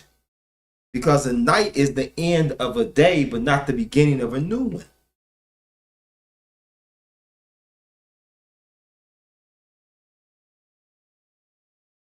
So that was it. 5 and 6 is the covenant that he made with day and the covenant that he made with night. Let's look at something else. Turn with me to Genesis chapter 1 real quick.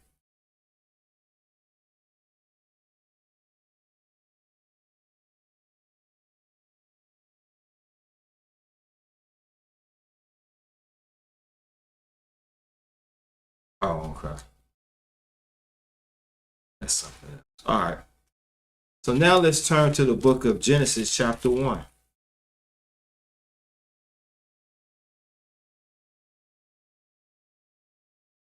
In the book of Genesis chapter 1, this is one of the most used scriptures, of course, to show the difference between a day and a night. So let me show this. In Genesis 1 and 1, in the beginning Elohim created the heaven and the earth. Which was without form and void. And it had no substance. It had no purpose. And darkness was upon the face of the deep. The spirit of Yah moved upon the face of the waters. Yah, Elohim said, let there be light, and there was light. And Yah saw the light, that it was good. It says, Elohim divided the light from the darkness. Elohim called the light day, darkness he called night, the evening and the morning for the first day. So some would say, see right there, that proves that there's a night before a day, that a new day starts at night. That even if I went by this, no, it doesn't. It doesn't mean that a new day starts at night. That just means that there was darkness. And Yah gave darkness name. When Yah gave darkness its purpose, then it had a meaning to it. It was just void.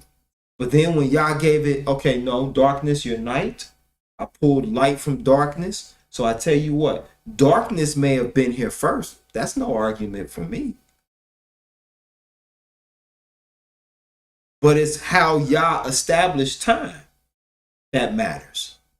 So what if darkness was here first? Wouldn't Yah establish time? You can't have if all days start in the morning, because a new day does not start at night. That's the ending of a day. When Yah separated them, that means that these moments in time cannot coexist at the same time. Now, in America, it may be 5 o'clock in the evening or 4 o'clock in the evening or going towards the evening or 4 o'clock in the day. But in Africa, on the other side of the planet, it may be just now becoming morning. Why? Because the two times cannot coincide together, because that's not how Yah has it.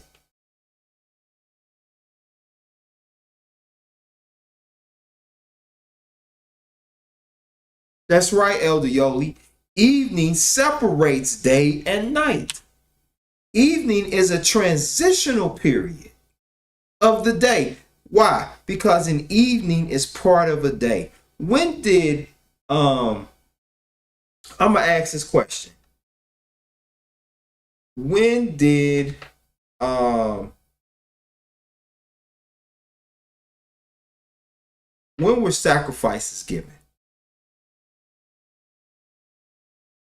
For the Sabbath, and for atoning, and Sabbath atoning, for burnt offerings. I don't.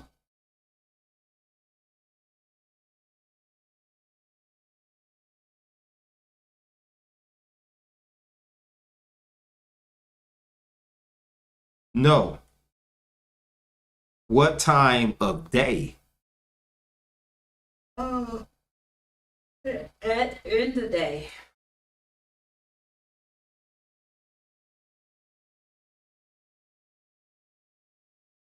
Okay. What part of the day? Morning, I believe. Daytime. Okay. Sacrifices were given in the morning. That's right. And at even. The sacrifice for the Exodus was What Exodus? for the night of the 14th Exodus. No, that was for something else. That was the Passover. Okay.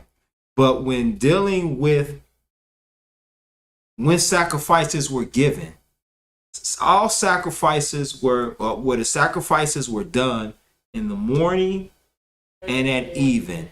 Why at even? Because evening is still part of a day. Even though it's a transitional period, the day is completely over at night. You don't go from evening to a next day. You go from evening to the night of that particular day. So let's say, for example, tonight, this morning, the sunrise, if we had Levites, they would have sacrificed at first light. They would have sacrificed at first light. Then, when they sacrifice at first light, they sacrifice throughout the course of the day. Their last sacrifice for that day is at even. So they sacrifice more all that day, all the way up until the evening. So they sacrificed in the morning. They did sacrifices. No, I take that back. They did sacrifices in the morning. And then they did another sacrifice at even. And then that was it. That was it for that particular cycle day.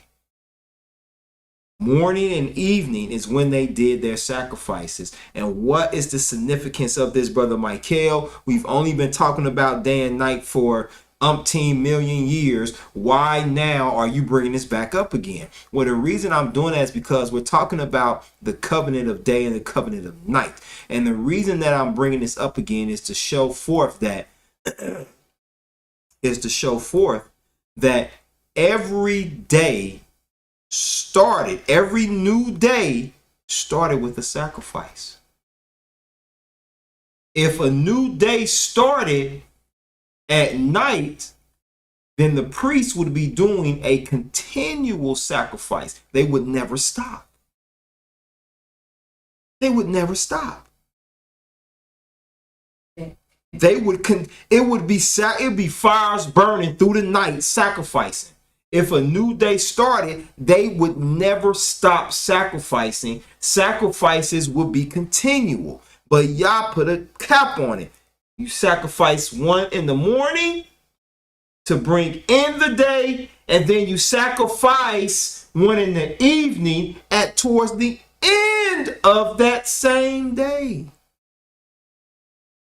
So if a new day started at night, then that means, we got to sacrifice again, guys. No, the priest didn't sacrifice at night. Why? because the night was the ending of that same day. They had already done the sacrifices for that day. And the last one was done in the evening. It doesn't say, it says on the morrow, it don't say day morrow. Not days, on the morrow. Yeah, on the morrow. Yeah, they wouldn't have to say day. That'd be sort of like a double. Would that be a double negative? Is that what it would? Yep. Yeah, it wouldn't be, because morrow means next day. Like morn or morning means it's indicative to another, to that morning of a new day. So when you look at let's see. So yeah, so there's a covenant with day and there's a covenant with night. That's it. That's the 5th and 6th covenant. Are there any questions about what I just spoke on? Now, beautiful dark skin asks a question. She says, can you explain how this would work in places like Alaska where it does not get completely dark? Very good question. And then there's a period of time where it's continual light. And then there's a period of time where it's continual darkness. The only thing that I could say is, I don't know. I don't know how that would work. I think that when it's continual day light, that you're just following the process of time at that point. That's all you can do. You can say, okay, even though it's still light out, there's a time period, and I'm going to tell you what's deep. There's a time period where you just have to follow that time. Yeah, that's a good question. What do? How can you tell when the Sabbath ends or when it begins if it's a continual cycle of sun or a continual cycle of or season of darkness? It's a good question. Let me study it. You write that down. Very good question. So beautiful dark skin, let me study that.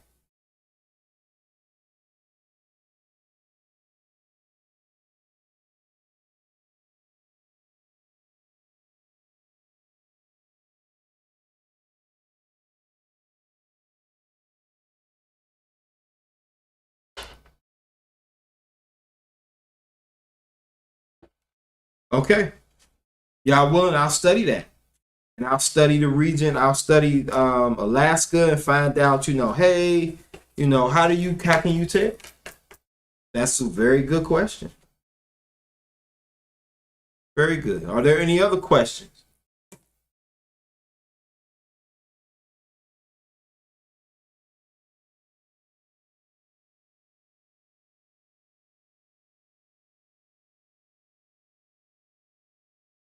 Okay.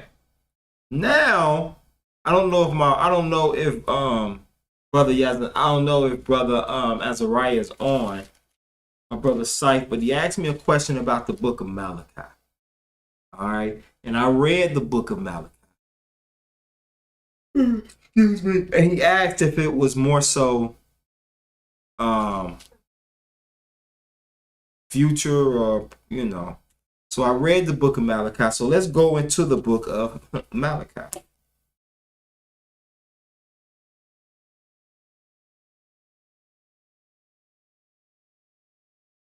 And we'll talk a little bit about and I'll deal with here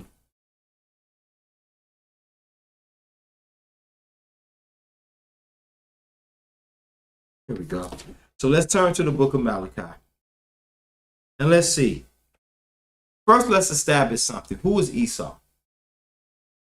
Esau is Jacob's twin. Esau is Jacob's twin brother. Now, what type of twins were they? Were they identical twins? Fraternal. They were fraternal twins. meaning that they were twins. They have similar features in a sense, but they are totally different individuals. One person, excuse me, they may have certain features that match.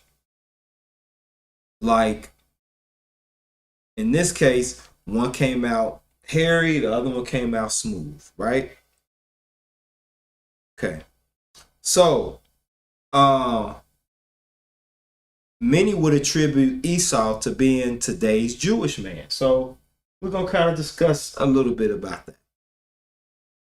Because that's an ongoing, sort of like an ongoing debate that might be out there. Like, is Esau really the Jewish man? Where did the Jewish man come from? So, we'll talk about that a little bit. But let's go to the book of Malachi and let's read.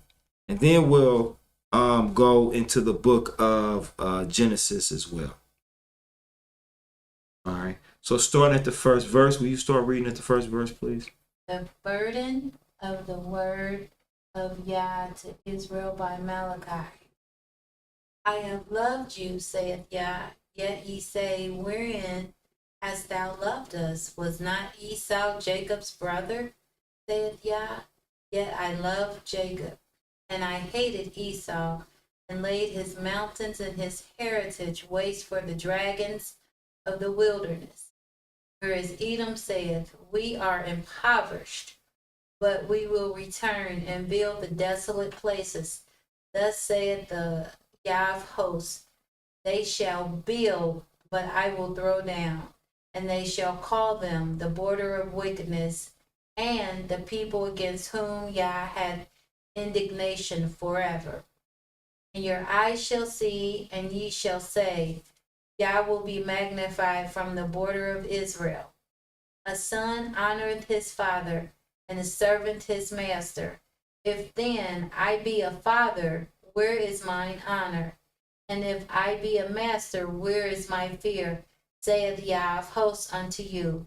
O priests that despise my name, and ye say, wherein have we despised thy name? Ye offer polluted bread upon my altar, and ye say, wherein have we polluted thee? And that ye say, the table of YAH is contemptible. And if ye offer the blind for sacrifice, is it not evil? And if ye offer the lame and sick, is it not evil? Offer it now unto thy governor. Will he be pleased with thee, or accept thy person? Saith YAH of hosts. And now I pray you, beseech Elohim, that he will be gracious unto us. This hath been by your means. Will he regard your persons? Saith YAH of hosts. Who is there even among you that would shut the doors for naught? Neither do ye kindle fire on mine altar for naught.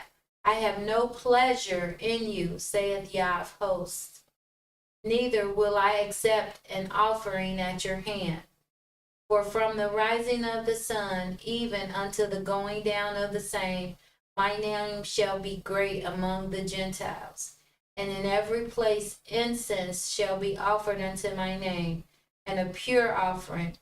For my name shall be great among the heathen, saith YAH of hosts.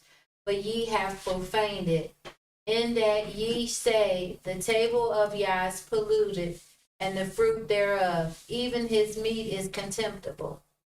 Ye said also, behold, what a weariness it is, and ye have snuffed at it, saith YAH of hosts, and ye brought that which was torn, and the lame, and the sick. Thus ye brought an offering. Should I accept this of your hand, saith YAH? But cursed be the deceiver, which hath in his flock a male, and voweth and sacrifices unto YAH a corrupt thing. For I am a great king, saith the YAH of hosts, and my name is dreadful among the heathen. Praise Yah. So the question was, is this a future prophecy, or is this something that has already taken place? Well,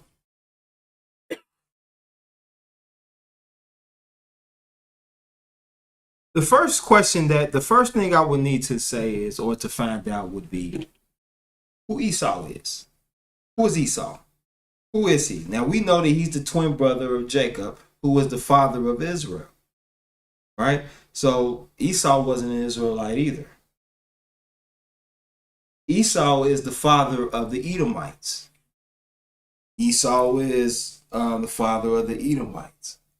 Now, there were two other nations that came up under him as well. And we're going to do just a little discussion about them. Turn with me to the book of Genesis 25.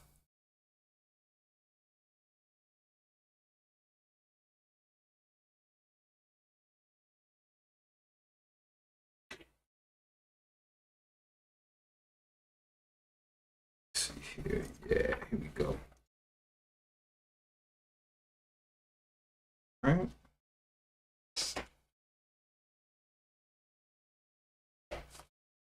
So the two nations that came up were the Kenizzites and the Amalekites.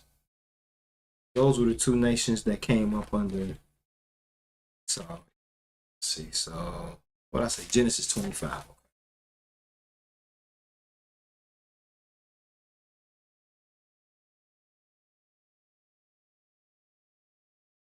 So, what I want to do is I want to establish who was Esau, because I think that would kind of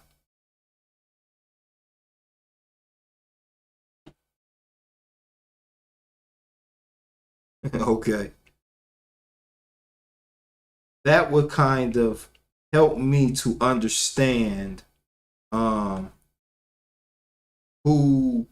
or what's going on. That would help me to understand. If I found out who Esau was, I think that would help to see if this is dealing with future or present or future tense, or it already is taking place, or past tense. Thank you. So in the book of Genesis 25, let's go down to the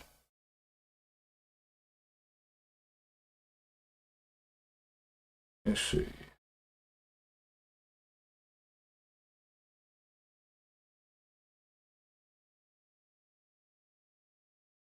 Start at verse 20, please. So we're in the book of Genesis 25, and we're going to start at verse 20. And Isaac was 40 years old when he took Rebekah to wife, the daughter of Bethuel, the Syrian of Pandanaram, the sister to Laban, the Syrian. And Isaac entreated YAH for his wife, because she was barren. And YAH was entreated of him, and Rebekah, his wife, conceived. Now let's pause. When it talks about barren, for those who don't know, that means she wasn't able to conceive. Her womb was closed up. Go ahead. And the children struggled together within her. And she said, if it be so, why am I thus? And she went to inquire of YAH. Now, when it says that they struggled inside of her, it was discomfort to her. They was just going at it. And YAH said unto her, two nations are in thy womb, and two manner of people shall be separated from thy bowels. And the one people shall be stronger than the other people, and the elder shall serve the younger. Now, it talks about two nations of people in her womb. Now, is this enough proof to show that Esau is the Jewish man that we see today? Is that enough proof to say that?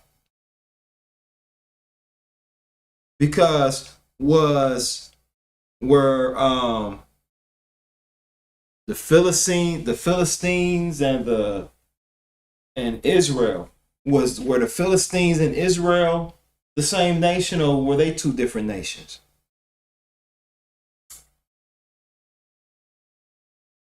Different nations. I think the question is always one person. It's not the question. The question was, are they of two nations? Are they two nations? That's all I needed. They are two different nations.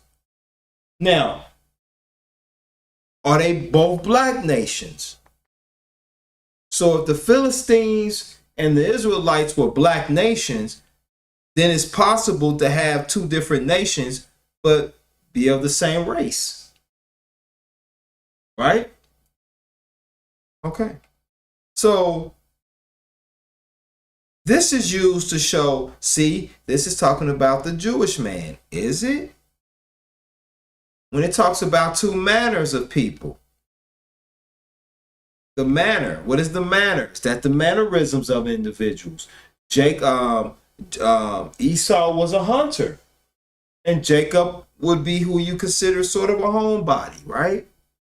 Not homebody to where he's slothful, but he just stayed close to the cuff. He cooked, he learned, but he wasn't no punk though. But he learned how to cook. He learned how to do things around the house. And Esau was the hunter. Isaac had love. He loved both his sons, but he had a connection with Esau, and Rebekah had a connection with Jacob. Two manner of people. Not necessarily in color or race, because they're both Isaac's son. So they're both Isaac's son. So when it talks about two manner, me personally, I don't see it talking about them being one white and one black. I see them having two different ways of thinking. Continue reading, please. Verse 24. And her days to be delivered were fulfilled. Behold, there were twins in her womb. And the first came out red all over, like an hairy garment, and they called his name Esau. Now let's stop there. Red all over, hairy, red all over, like an hairy garment. Now, is that proof that he's the so-called Jewish man of today?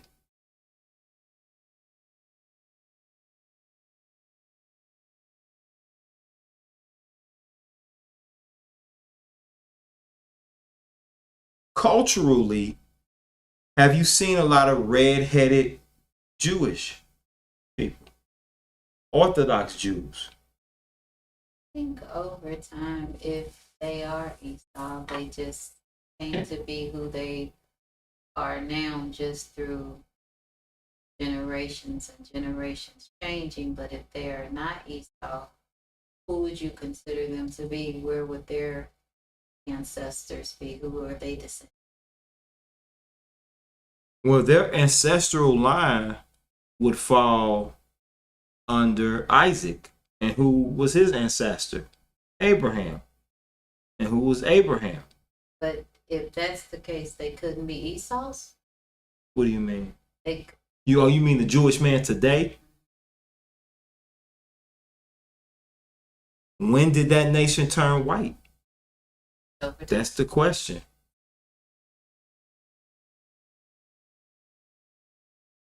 And then, that could have been where over time they could have turned white. Now, Brother Gary says, no, he's not. The Ashkenazi is from the land of the north, like YAH said. So now we got to look at, well, who is Esau then? Because y'all hated Esau. Right? So if Esau came, because there are those that believe that Esau was born a white man in Israel. They believe that he was born a white man from two black parents. So they had a white twin and a black twin, and one came out hairy like a red garment. He was red like a hairy garment. The red isn't talking about he could have been, yeah, he could have been light skinned, but the thing is, why attribute his color to a garment and not to something else that would attribute to your skin tone? Like red like scarlet. It said he was red like a hairy garment, meaning that he was his hair was red, not his skin tone.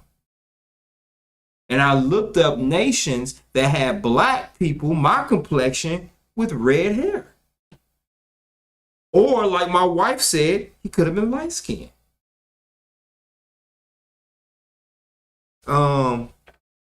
Brother Gary says Jewish man is descendants of Ashkenazi and German tribes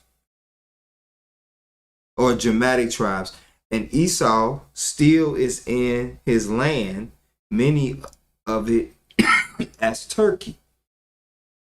So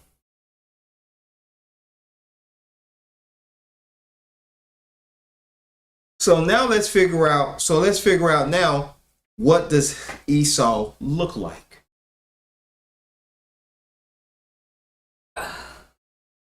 So he started out black, and then over time he turned white.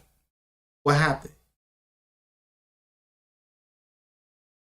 That, but me, just his descendants could have over time. His descendants, my wife says his descendants could have changed color over time. Okay.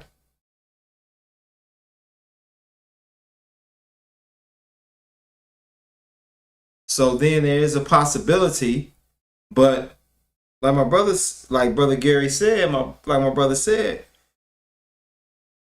the Ashkenazis came from, Germanic tribes, like European tribes. Now, here's my synopsis on it. When Rome invaded Jerusalem, when the Gentiles came in and invaded Jerusalem, a few of them took on the so-called spirituality, or they came on and took a lot of our customs and made them theirs. And then over time, you had because if you think about it, what part of the curse do this Jewish man fit?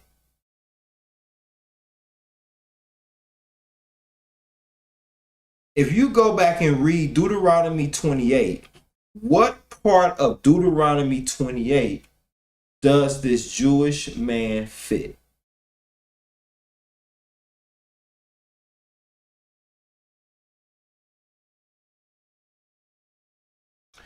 That's right, beautiful dark skins. He said there are oh no, it's okay. Thank you, brother Gary. And then beautiful dark skin says there are still black people today with red hair. So my question is, what part of the curse do the Jewish man fit today? Deuteronomy 28. Or was he even part of Deuteronomy 28? Was that just dealing with the children of Israel, the sons of Jacob? Because mind you, Esau at that time, he was grown and created the land of Edom, the Edomites. He created his own, he had his own people.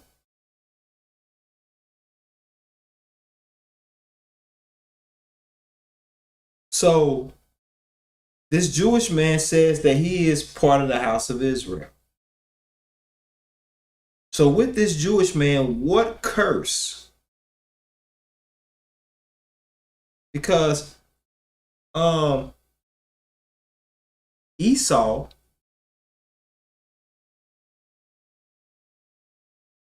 wouldn't be part of the house of Israel because the house of Israel came through the loins of Jacob. So, what part of Deuteronomy 28 would the Jewish man fit? Because the Jewish man would tell you that he is part of the house of Israel.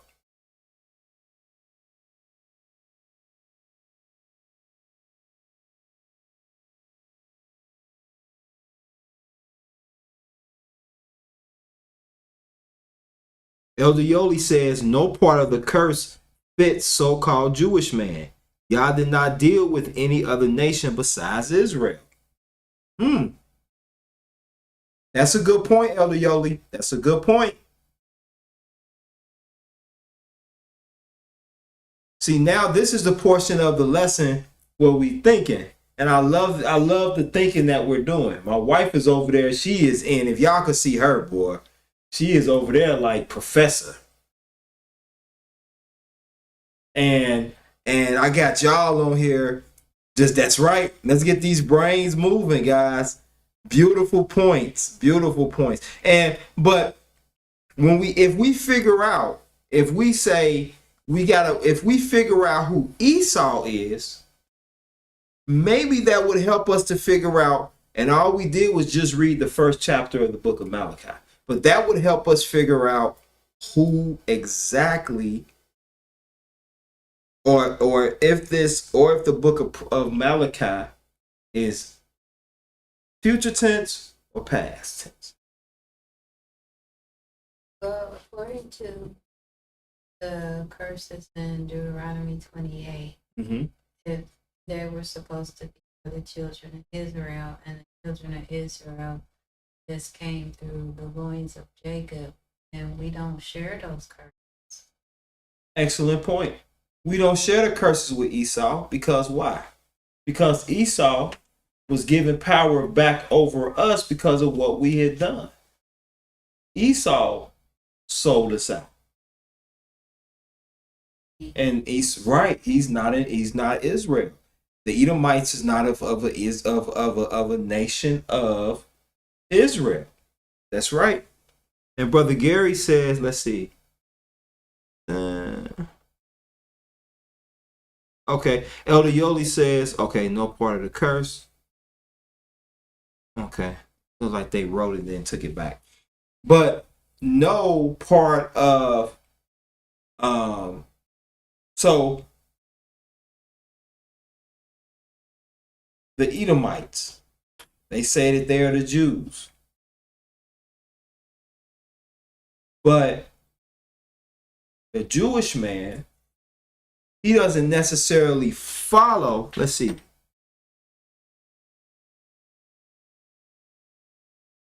Beautiful, beautiful, Brother Gary. Let's turn to Genesis chapter 36.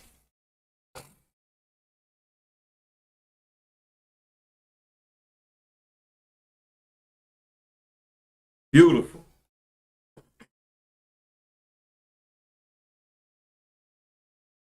Genesis chapter 36.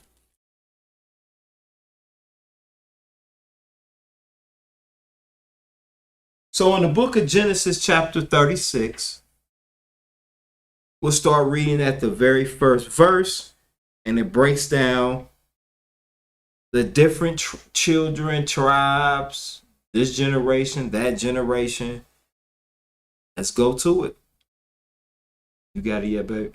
Okay, Genesis chapter 36. I'll start at the first verse. It says, now these are the generations of Esau, who is Edom. Esau took his wives of the daughters of Canaan. Adiah, the daughter of Elon, the Hittite, and Aholibamah, the daughter of Anah, the daughter of Zibeon, the Hittite, and Bashemoth, Ishmael's daughter, sister of Naboth. And Anbah bare to Esau Eliphaz, and Bashemah bare Ruel, and Aholibamah bare Yeush and Jaalam, and Karan. These are the sons of Esau, which were born unto him in the land of Canaan. And Esau took his wives and his sons and his daughters and all the persons of his house and his cattle and all his beasts and all his substance which he had got in the land of Canaan, and went into the country from the face of his brother Jacob. For their riches were more than they might dwell together, and the land wherein they were strangers could not bear them because of their cattle. Thus dwelt Esau in Mount Seir. Esau is Edom. And these are the generations of Esau, the father of the Edomites in Mount Seir. These are the names of Esau's sons: Eliphaz, Abiah, Esau, and These are the names of Esau's sons: Eliphaz, the son of Abiah, the wife of Esau; Ruel, the son of Bashamath, the wife of Esau. And the sons of Eliphaz were Taman, Omar, Zephu, and Gatam, and Kenaz, the Kenizzites. Those are the Kenizzites. And Timnah was concubine to Eliphaz, Esau's son, and she bare to Eliphaz Amalek, the Amalekites. So these are the grandchildren of Esau. These were the sons of Adah, Esau's wife. And these are the sons of Ruel, Nahath, and Zerah, Shema, and Mizah. These were the sons of Bashemath, Esau's wife. And these were the sons of Aholibamah, the daughter of Anah, the daughter of Zibeon, Esau's wife. And she bare to Esau Heush and Yahalam and Korah. These were dukes of the sons of Esau. The sons of Eliphaz, the firstborn son of Esau: Duke Teman, Duke Amar, Duke Zepho, Duke Kenaz, Duke Korah, Duke Katam, and Duke Amalek. These are the dukes that came of Eliphaz in the land of Edom. Excuse me. These were the sons of Adah. And these are the sons of Ruel, Esau's sons: Duke Nahath, Duke Zerah, Duke Shema, Duke Mizah. These are the dukes that came of Ruel in the land of Edom. These are the sons of Bashemath, Esau's wife. So these nations that came through from him, his sons and his grandchildren. Now we need to figure out who are these nations. So Genesis 36 is another study to figure out who exactly are these nations that came from him. And did any of these nations end up transforming into being the Jewish man that we see today? Because we may be right in saying that this Jewish man is Esau. Might be wrong. I just feel that the children of the Edomites are a black nation. But I could be wrong. Because these nations that are mentioned are black nations. These aren't white nations. These aren't white nations. These are black nations.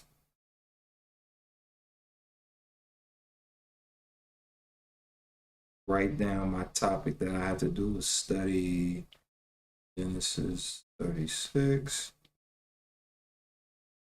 Esau.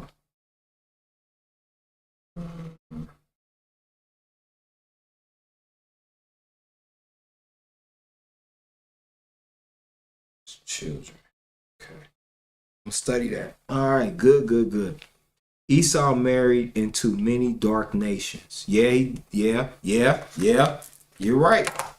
He married into many dark nations.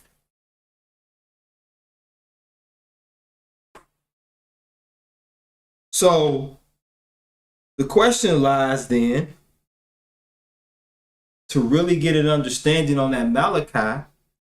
For me, I'm gonna say is to figure out who is this Esau. Is he the modern day Jewish man that we see today? Many, of course, will say no, he's not. But what are you thinking over there? So, looking at who they say the descendants of Esau are today, Mm-hmm.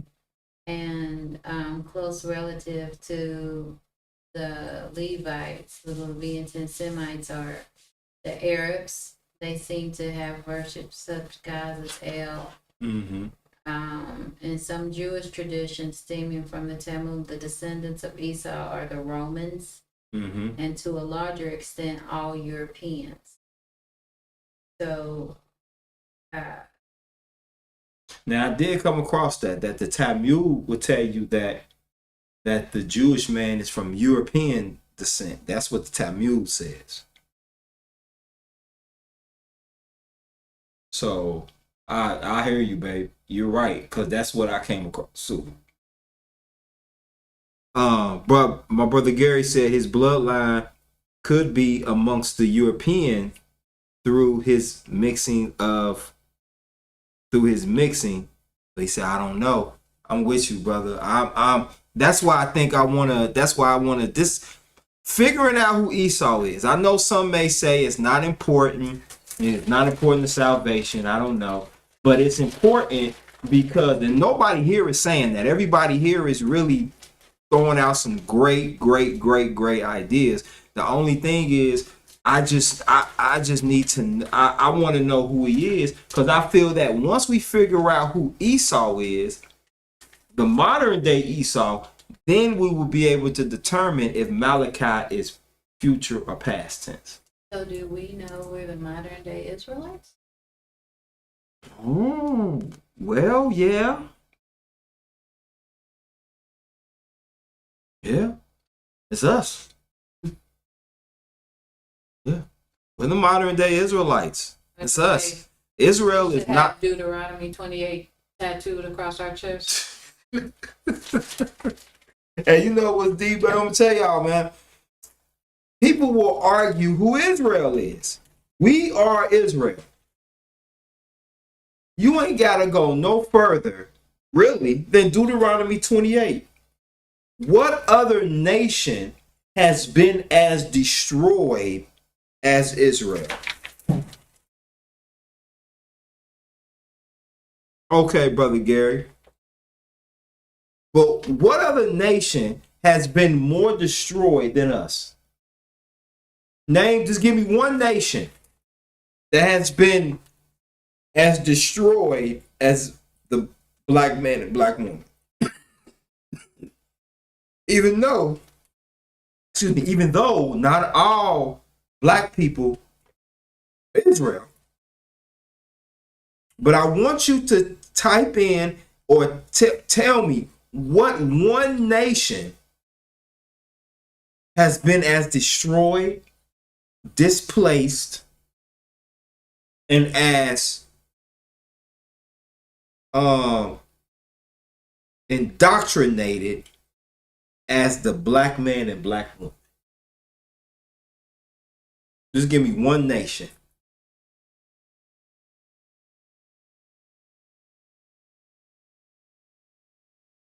Indigenous and, the American Indian, I don't think they still have Now, as my wife said, the indigenous people of where?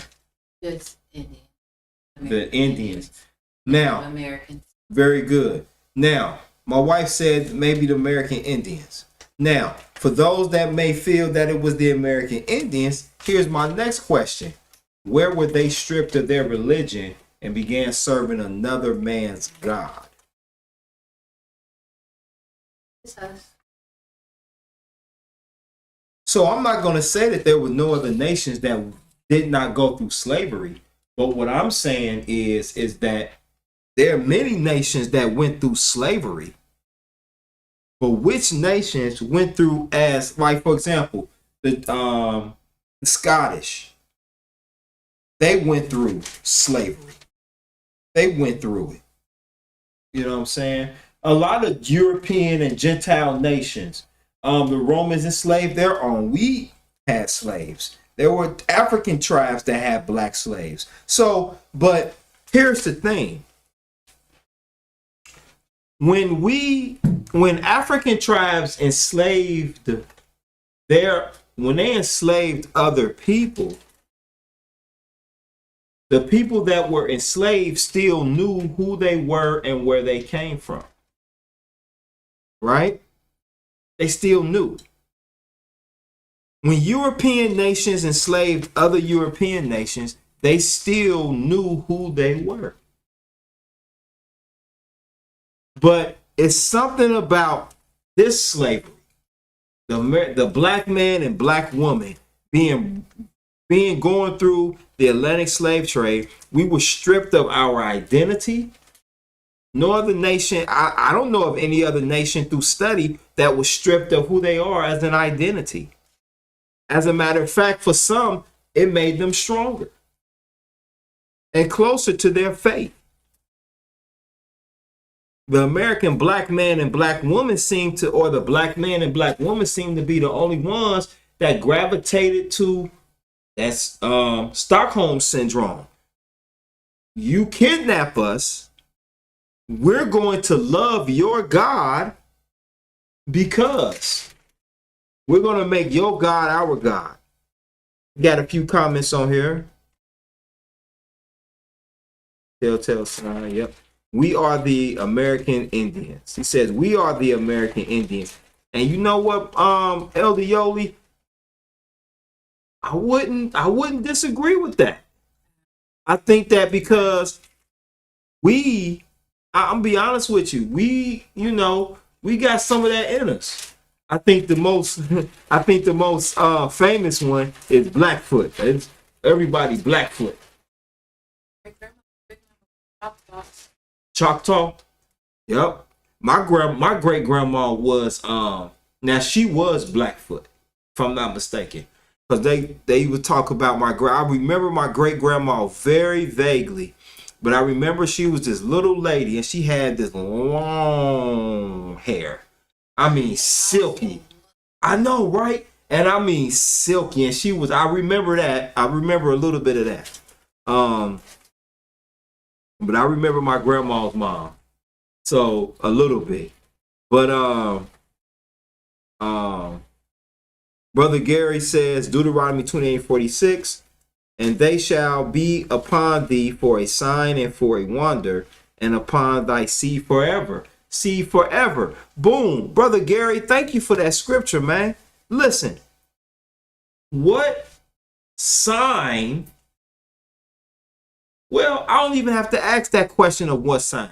Because the curse that was put on Israel was not the same curse that was put on Esau. Esau, bless you. Bless you. Elder Yoli says there are many tribes in the east and southern Gulf. In the east and southern Gulf states, even right now. Yeah, you're right. You know,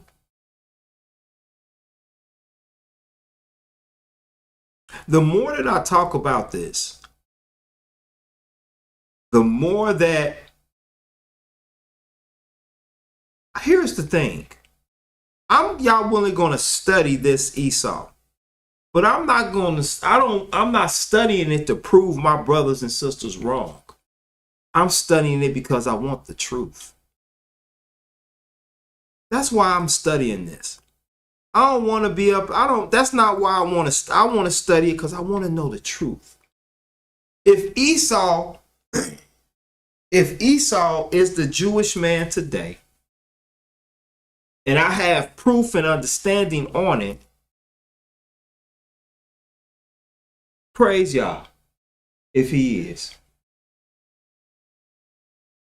If the curse was for us, I can't believe that he is. If the curse was for Israel, there's no way he could. Exactly. And the reason that, and another thing is that the Jewish man today, who we call Esau, okay, Israel was promised the land that they're inhabiting today, or that they were kicked out of, actually. This was some years ago. They were kicked out of the land. They were kicked out of the land. So they're saying that's our land. The whole point of the whole point of this war with the Muslims. The Jews and the Muslims, or the so-called, the Jews and the Muslims have been fighting over the land for centuries. They've been fighting over the land forever. I ain't gonna say forever because it ain't over. But they've been fighting over the land, so this ain't a new war. This isn't a new war. And what ended up happening was it was brought to the United Nations.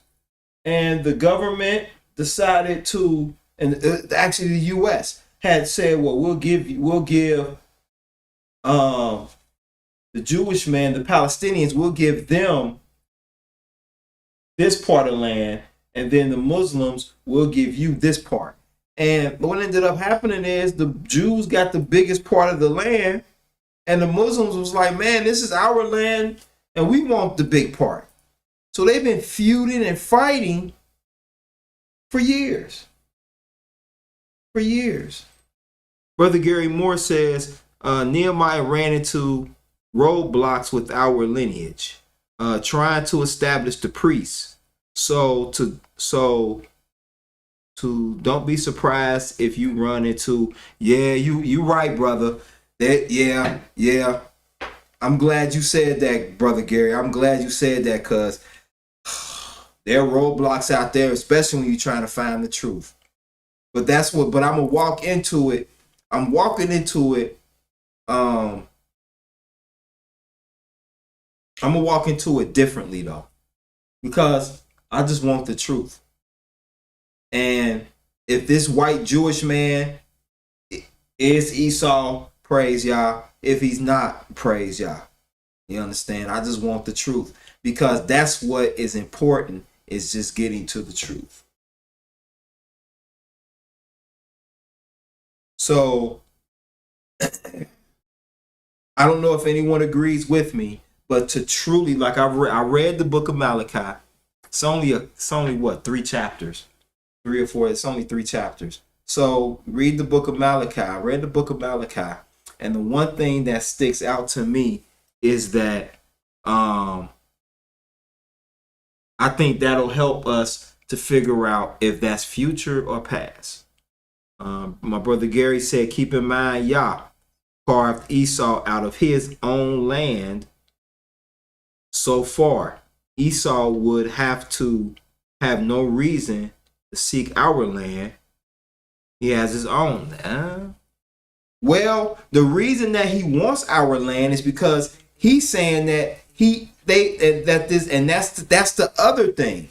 This Jewish man is saying that he is of the tribe of Israel, that he is from that he is from us. So the Jewish man is saying that he is the original house of Israel, but others are calling him Esau. That's where the confusion is lying. Because this Jewish man sees himself as Israel, but we're saying that he's, or it's been said that he's from the descendants of Esau. They only occupied space for a short amount of time before everybody broke off. He's an Edomite, a descendant of Esau, but not Israel. And that's the thing. The so-called Jewish man today is saying that he is part of the house of Israel. And like you said, and they're even mad at the birthright situation. And so right. You know that the descendants of Jacob were Israel, and you're mad at the birthright situation just because the blessing was given to him doesn't make you all Israel. Don't make you Israelite. Not at all. Because they feel like, and like you said, babe, I'm glad you brought that out too. Like you said, they feel like it belongs to us. It's mine. You understand? Turn back to that Genesis 25. I want to read something. Turn back to Genesis chapter 25.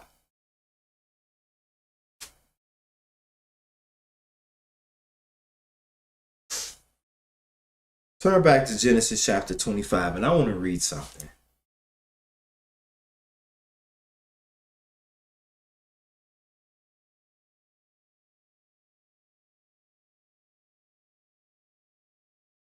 Let's pick up at verse number 28 of Genesis 25. Let's look at verse 28. It says, "And Isaac loved Esau because he did eat his venison, but Rebekah loved Jacob. And Jacob sod pottage," man, he was making some lentils. "And Esau came from the field, and he saw, and he was faint." Meaning that he was in the field, hunting, doing what he do. He was hungry, right? We've been hungry, haven't we? You know, I'm kind of hungry right now. You know, we've been, you done worked all day, and you like, man, I am so hungry. Shoot.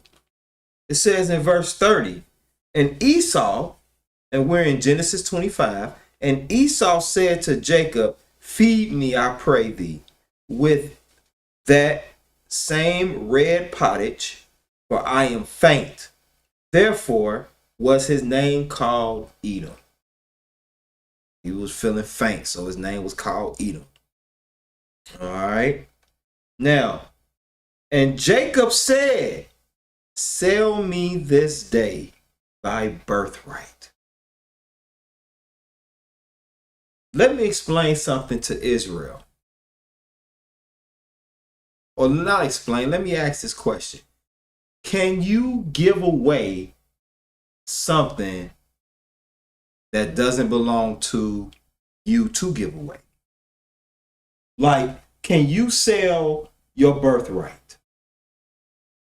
Why was Ephraim given the blessing? Ephraim. Why was Ephraim given the blessing of a firstborn and not Manasseh? Because it was prophesied by YAH. It was okayed by YAH. Right? Right. Now, here it said, now, what was the prophecy between Jacob and Esau? Jacob and Esau, it said that the older would serve the younger. Right? In servitude. Not in birthright. So, verse 31, "And Jacob said, Sell me this day thy birthright."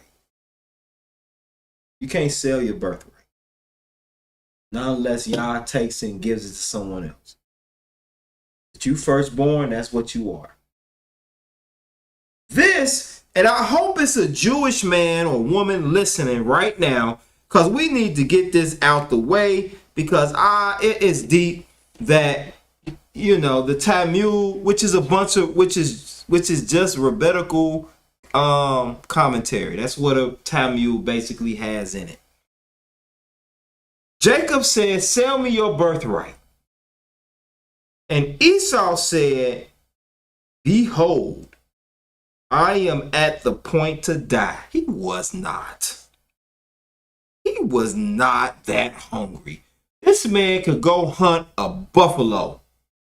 He could have cut the buffalo up because he knew how to cook. Why? He knew how to cook. Why? Because didn't we just read why Isaac loved him? He loved his venison. He loved his meat. So this man could cook. He could hunt and cook. Man, he could have hunted a deer and cooked it up in the wilderness if he was that hungry.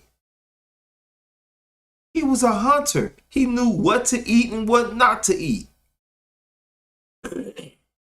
But he said, Esau said, behold, I am at the point to die. And what profit should this birthright do to me? Now let me ask this question here. Did Jacob supplant Esau and take his birthright? We just read this. Did Jacob supplant? Did Jacob take advantage of a situation to take his birthright? Absolutely.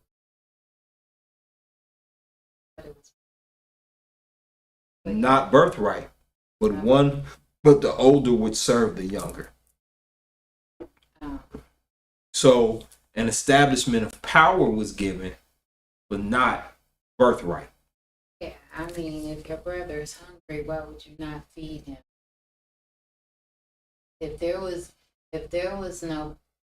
conflict between them in the womb, but I don't read where it says that there were conflict between them growing up. Each parent just had a favorite child.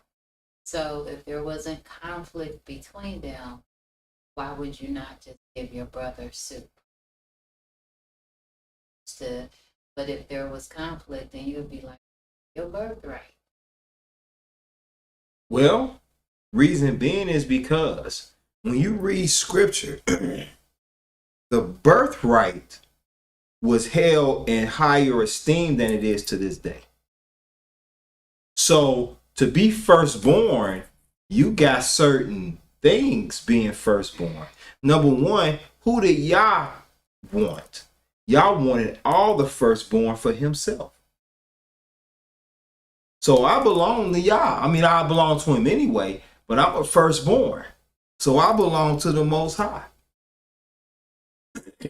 That's who he wanted. He took the firstborns for him. Wow, that's kind of deep. He took the firstborn for himself. Esau did not care about his position. Let me say this.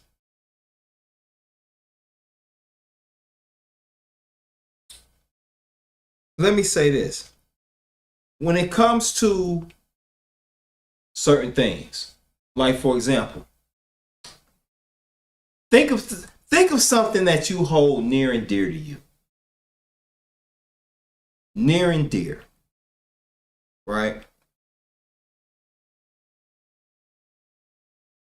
If you were this hungry, let's say you were in Esau's shoes and you had something near and dear to you, near and dear, and somebody said, I'll give you a bowl of soup if you give me that which you cherish.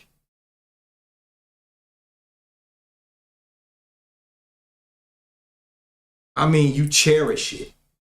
Like it could be a pendant or something that you hold dear to you, that you like, you fought for it. You'll give your life to protect this thing. You mean to tell me that if you cherish this thing,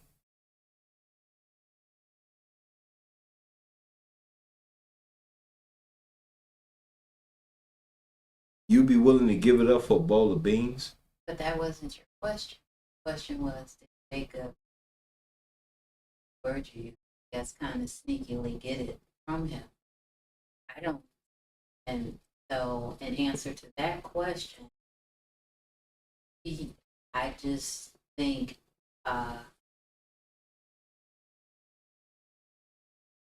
he should have just fed his brother.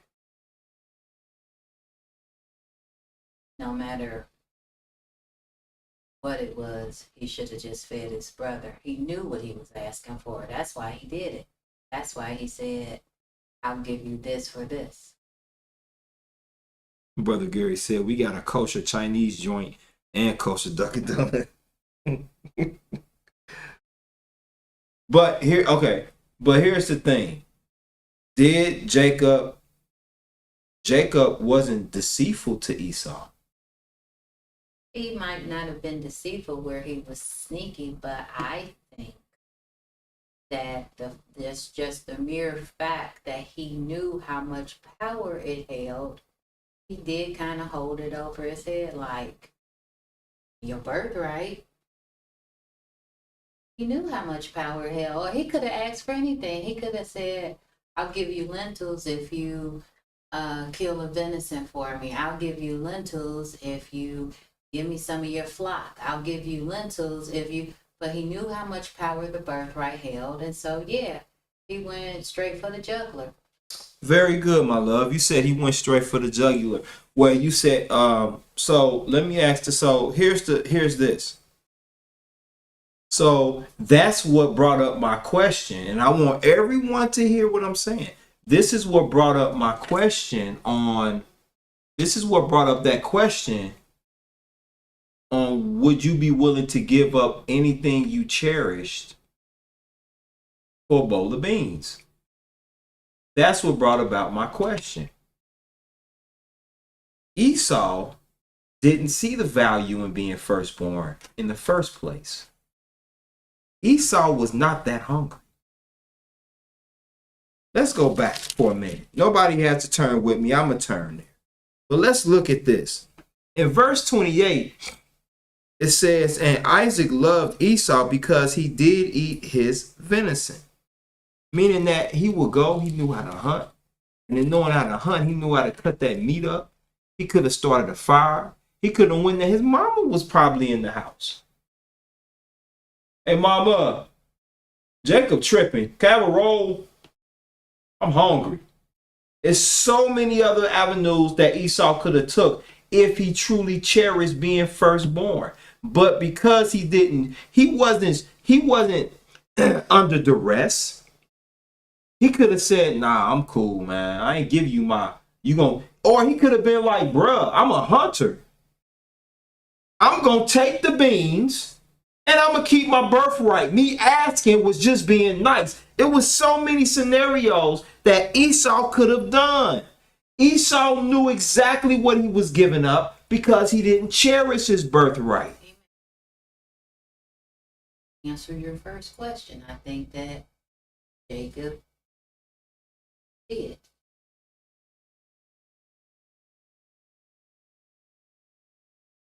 All right.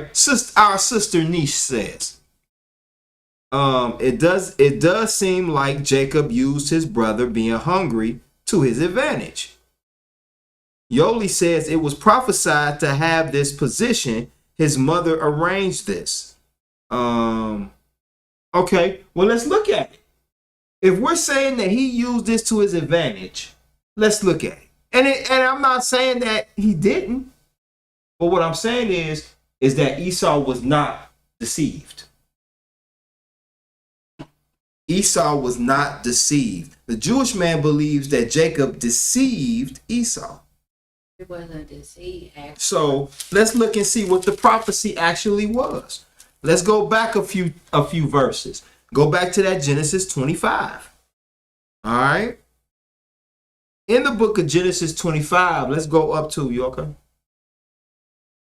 Let's go up to verse number 22. It says, and the children struggled together. We're in Genesis 25 and 22.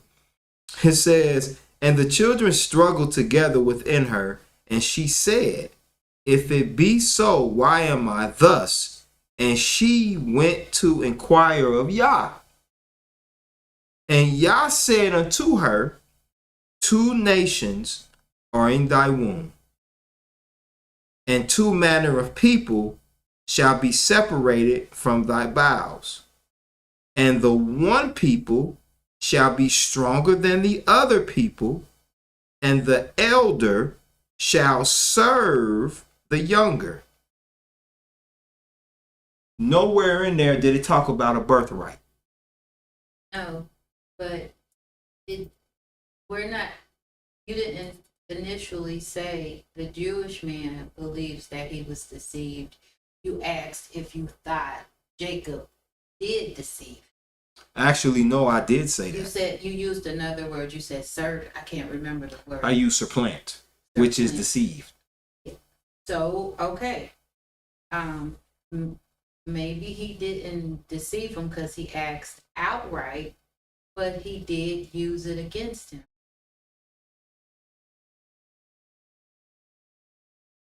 He didn't. Here's the thing. But the thing is that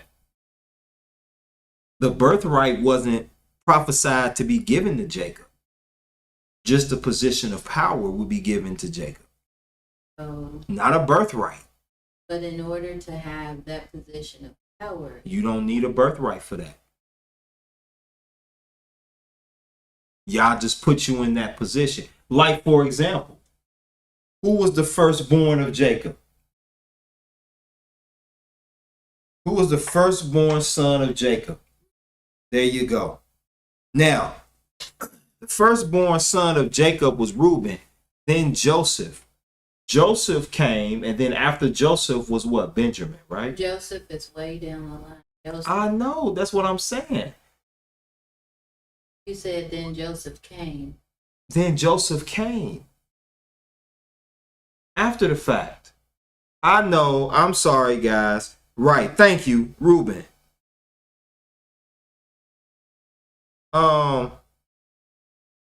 Then Joseph was down the line. He came later. But Joseph was given a prophecy, right? He was given a prophecy to be ruler over his brothers, right? Now, in order to have that power, did Joseph have to become the firstborn? No.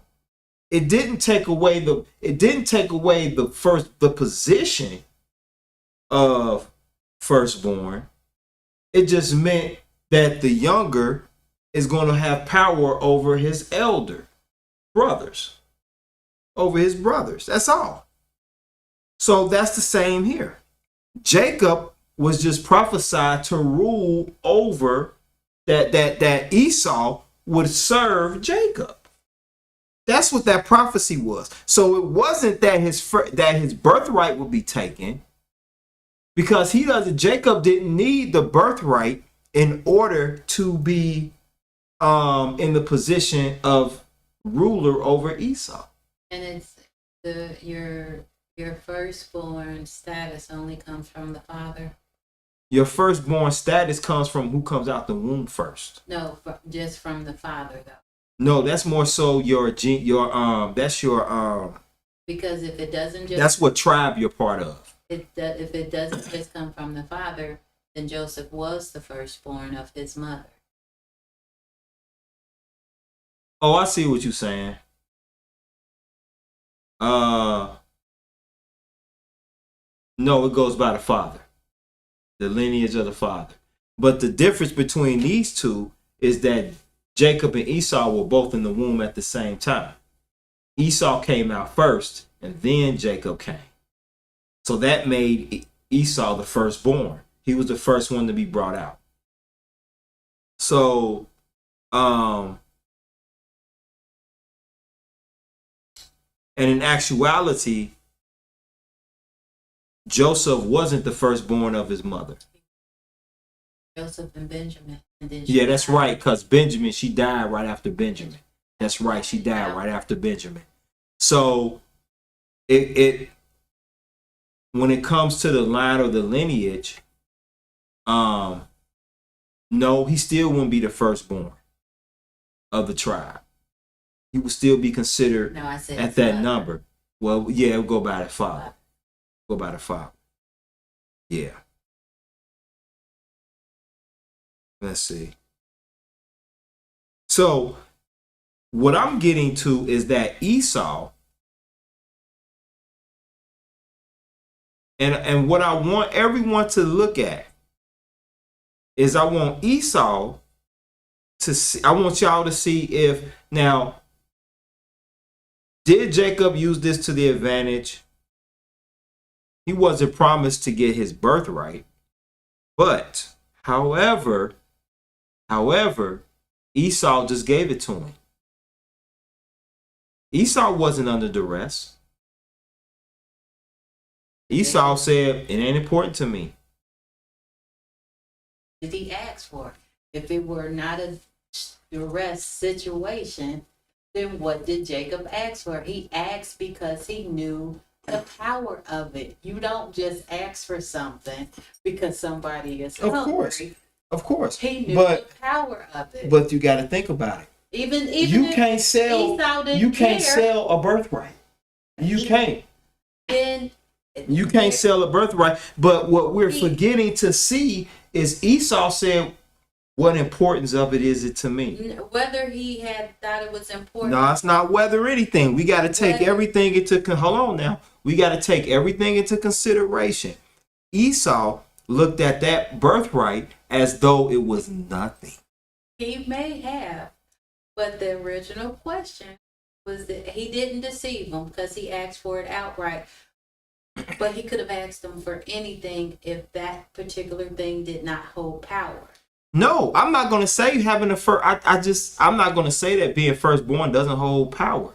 But the position of Esau ruling or serving Jacob had nothing to do with birthright. No, I agree. So that's what I'm saying. You know how Israel, we try to fight each other in the sense of we gonna find something wrong. I'm not. But no, I'm just kidding. But what I'm saying is that when it comes to Esau, he is not part of the children of Israel. However, this Jewish man, who we also call Esau, says that he is part of the house of Israel. So now there's a lot that we got to figure out. So now let's get into some comments here. My brother Gary says, because there is divine will, which you just read, then life plays out, and we read the interactions that would make divine will reality. Sister Niche says, to me it shows that Jacob knew his power and knew that Esau would give anything for a slice of peach cobbler. I know that's right, sis. And then Elder Yoli says, with the Jewish people, the lineage is of the mother. That's right. You're absolutely right, Elder. The mother, and that's in Jewish faith. You know, that's not how y'all looks at it, and you're absolutely right, Elder Yoli. That is in Jewish faith. They follow the lineage, and also in Christianity. Because they'll say that, JC is from the lineage of David, but he didn't come from Joseph's seed. Niche also says Esau showed his moment of weakness right then and there when it came to some food, rude by food. I know that's right. And then let's see. Okay. Hey, how you doing, Houston? Houston Buckley says they called it buck breaking. Later found it was who they broke us from, who semblance if is Naphtali. Genesis 49:21. Obviously you see 777 high before beautiful words and buck breaking. He also states broke the father's word and people. All right. Elder Yoli says Jacob did what his mama told him to do. That is true. Son. All right. Praise Yah. All right. So what I'm coming across is that I'm going to really dig into this Genesis 36. Genesis 36. And we're going to get into understanding the lineage so that I can have a clearer understanding on who Esau was. And to also see if Esau is still around today. Because that would answer that question too. Of that dealing with that Malachi. All right. Good conversation. Great conversation. Are there any other comments or questions?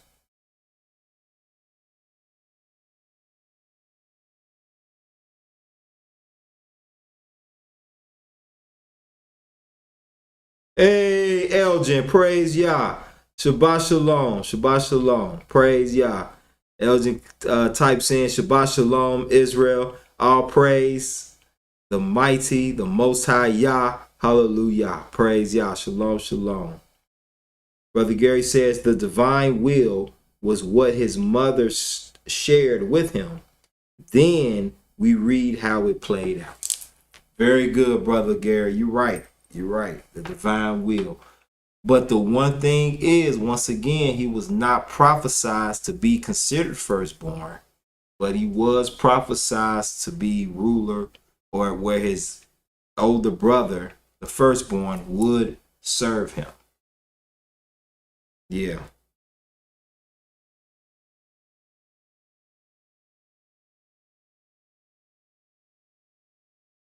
All right, bet, Brother Gary. I sure will. Let me write that down. Study the people of Turkey. I sure will. Let me write that down, my brother. I'll study the people of Turkey. Thank you, brother. So, did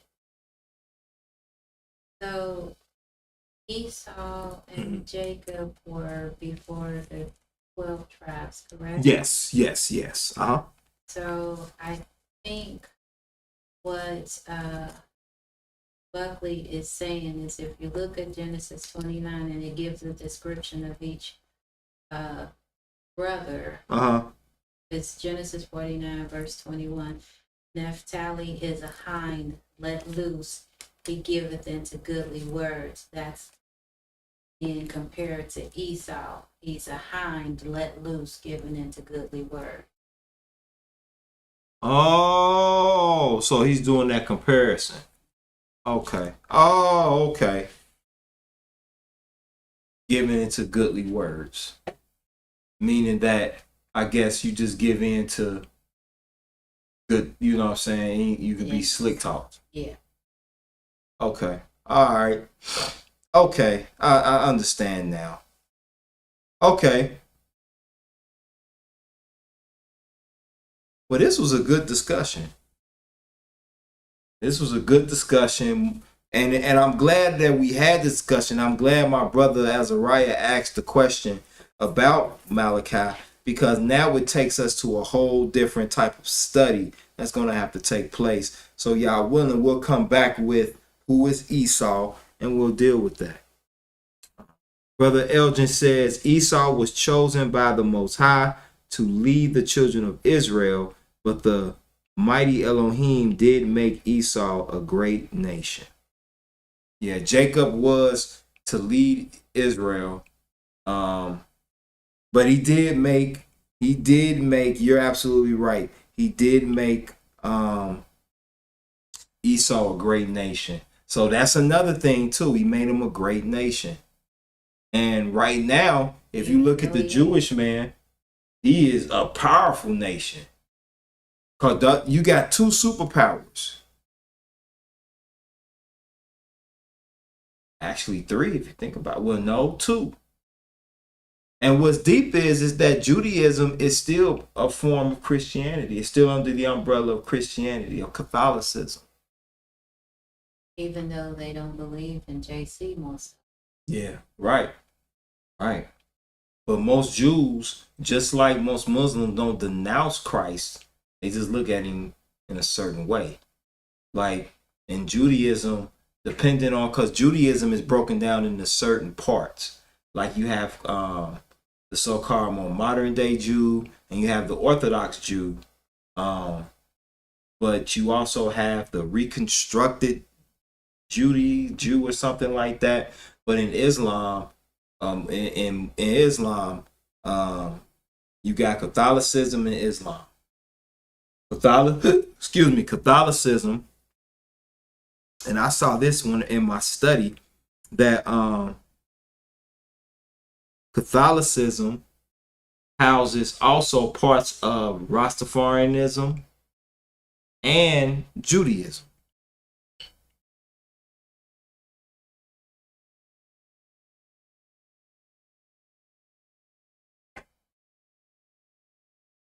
And Judaism. Thank you, Elder Yoli. She said Orthodox Jews don't believe in JC. And that I know that they don't believe in JC, but there are certain, they're like, I forgot the name. I had them, they were broken down, like it's called like reconstructed or conservative. They have conservative Jews and they have the Orthodox Jews, and one of the sets is like reconstructed Jews or something. And then they're the ones that's more so open to all that. But the Orthodox Jews, Elder, you're absolutely right. And yeah, the Messianic Jews, like the Messianic Hebrews, they believe in JC as well. But yeah. So it's a lot of study that we gotta do. Just to find out about Malachi. To find out if that's future or past tense. So yeah, I'm ready. I'm down for it. So praise Yah. And my brother Elgin wants to know, he said, what is Judaism? So let me get into that. We'll deal with that too.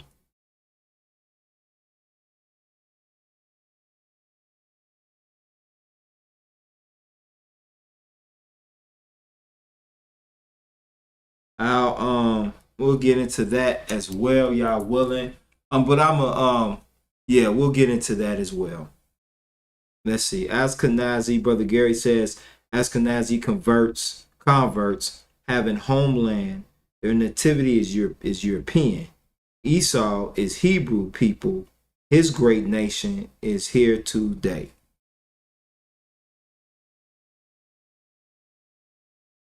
That is true. Esau is Hebrew. He's not a Hebrew Israelite, but he's Hebrew. You're right, brother.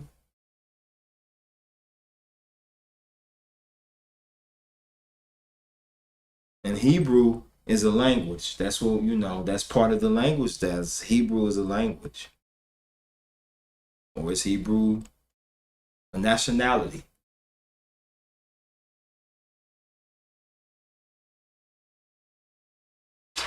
So that's something else too. Man, I got a lot of stuff to study, man.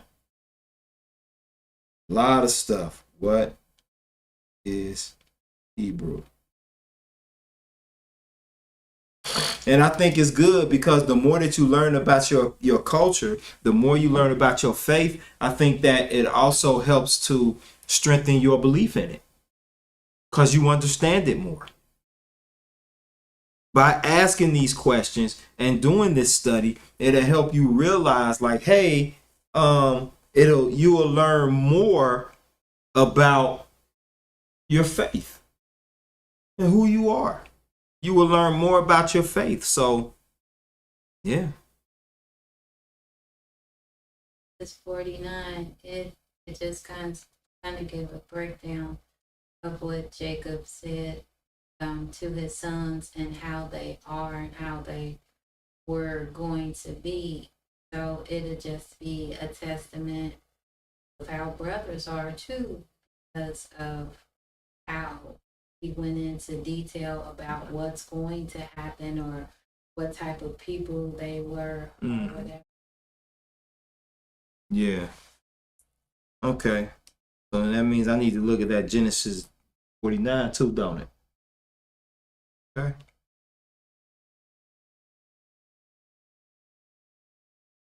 All right. Okay. All right.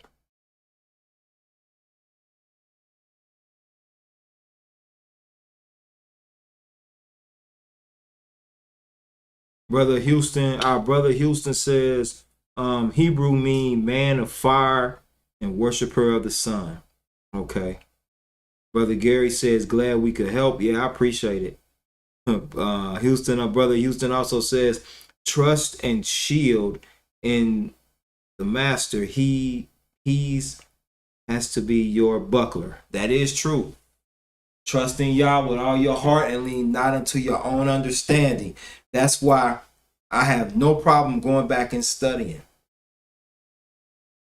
I have no problem going back and reading and studying because as a teacher, I have to. Because people listen. People are listening from what I'm seeing. And they're paying attention. They may not say nothing, but they're listening. Stand. Man, praise Yah. This was good. This was good. So, I'm feeling good. Those probably have to leave. Top of that hot saba.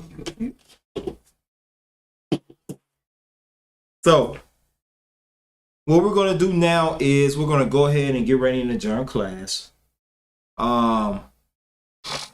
But before we do, I already have some topics, and we're going to finish up this Malachi too. But I already have some topics. Is there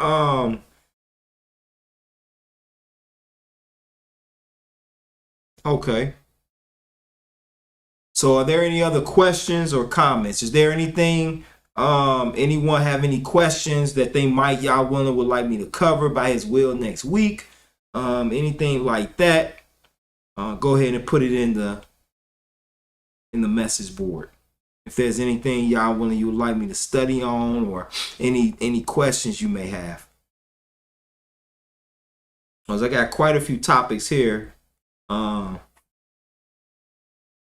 And then Yah willing next week we'll go over our last covenant. We'll go over our last covenant, Yah willing, next week.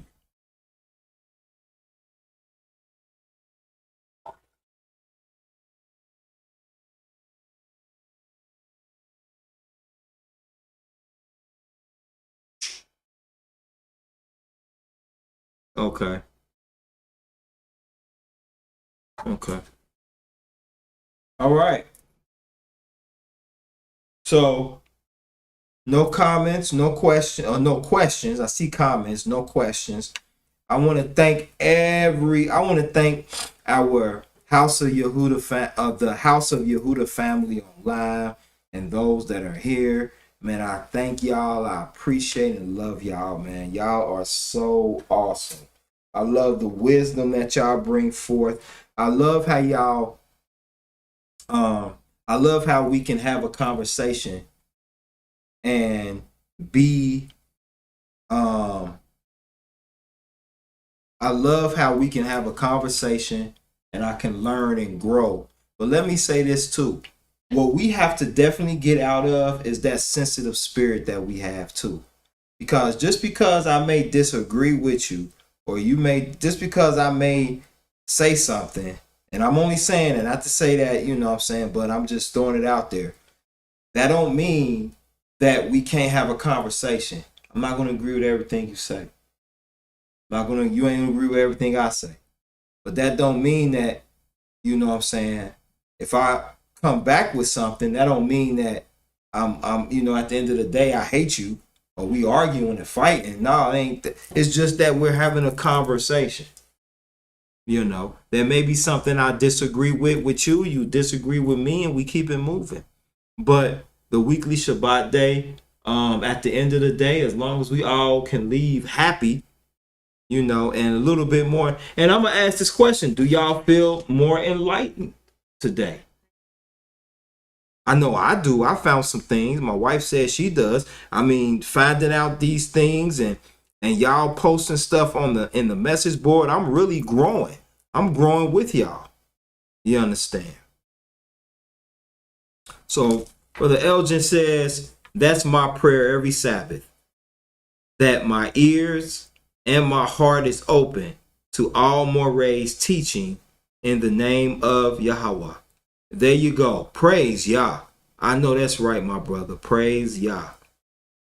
And then my brother Gary says Hebrew in this tongue doesn't mean that. Okay.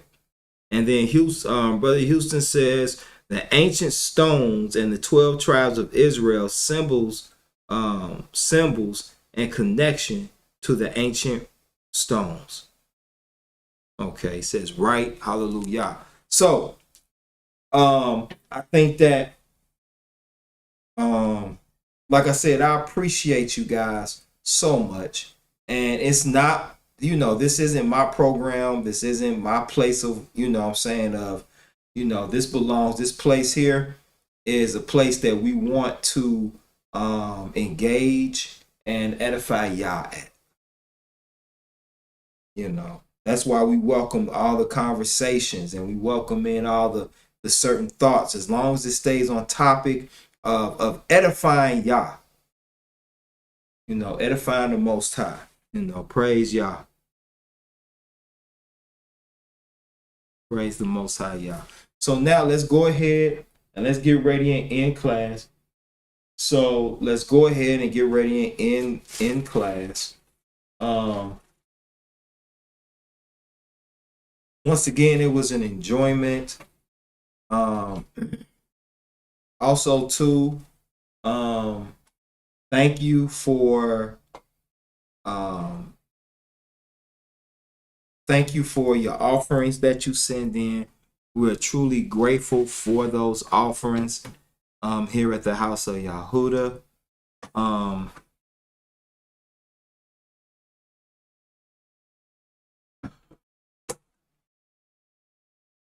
If you would like to, if you know what I'm saying, I'm going to give you or send you the link to the Cash App for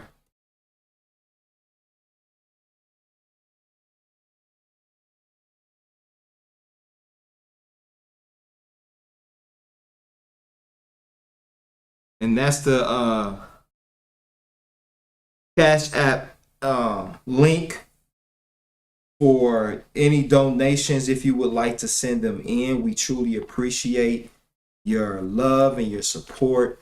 We're truly grateful to you. All right. So now what we're going to do is we're going to go ahead and we're going to adjourn the class for this week.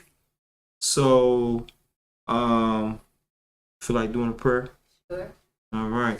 So, and once again, I want to say I thank you guys, and that's true love for you guys. Cause y'all, I'm gonna tell you, y'all are awesome. Y'all are awesome. Praise the mighty, mighty Yah. All right. Let's face the east direction, wherever your humble abode may be. Let us face that direction. Giving glory, honor, and praise to the Mighty One, to our King, to our Elohim, Yah. Thanking him for every day, especially this one, where we can gather together with new friends and family to teach and edify his holy word, to get understanding and knowledge and wisdom. Thank you, Father, for all that you do for us on any given day. And keep everyone safe and blessed this week, all within your will, Father. Thank you for all that you do. Thank you, and we appreciate your guidance. Amen. Praise Yah. Numbers chapter 6 and verse 22 reads, And Yah spake unto Moses, saying, Speak unto Aaron and unto his sons, saying, On this wise ye shall bless the children of Israel, saying unto them, Yah bless thee and keep thee. Yah make your face shine upon thee and be great and be gracious unto thee.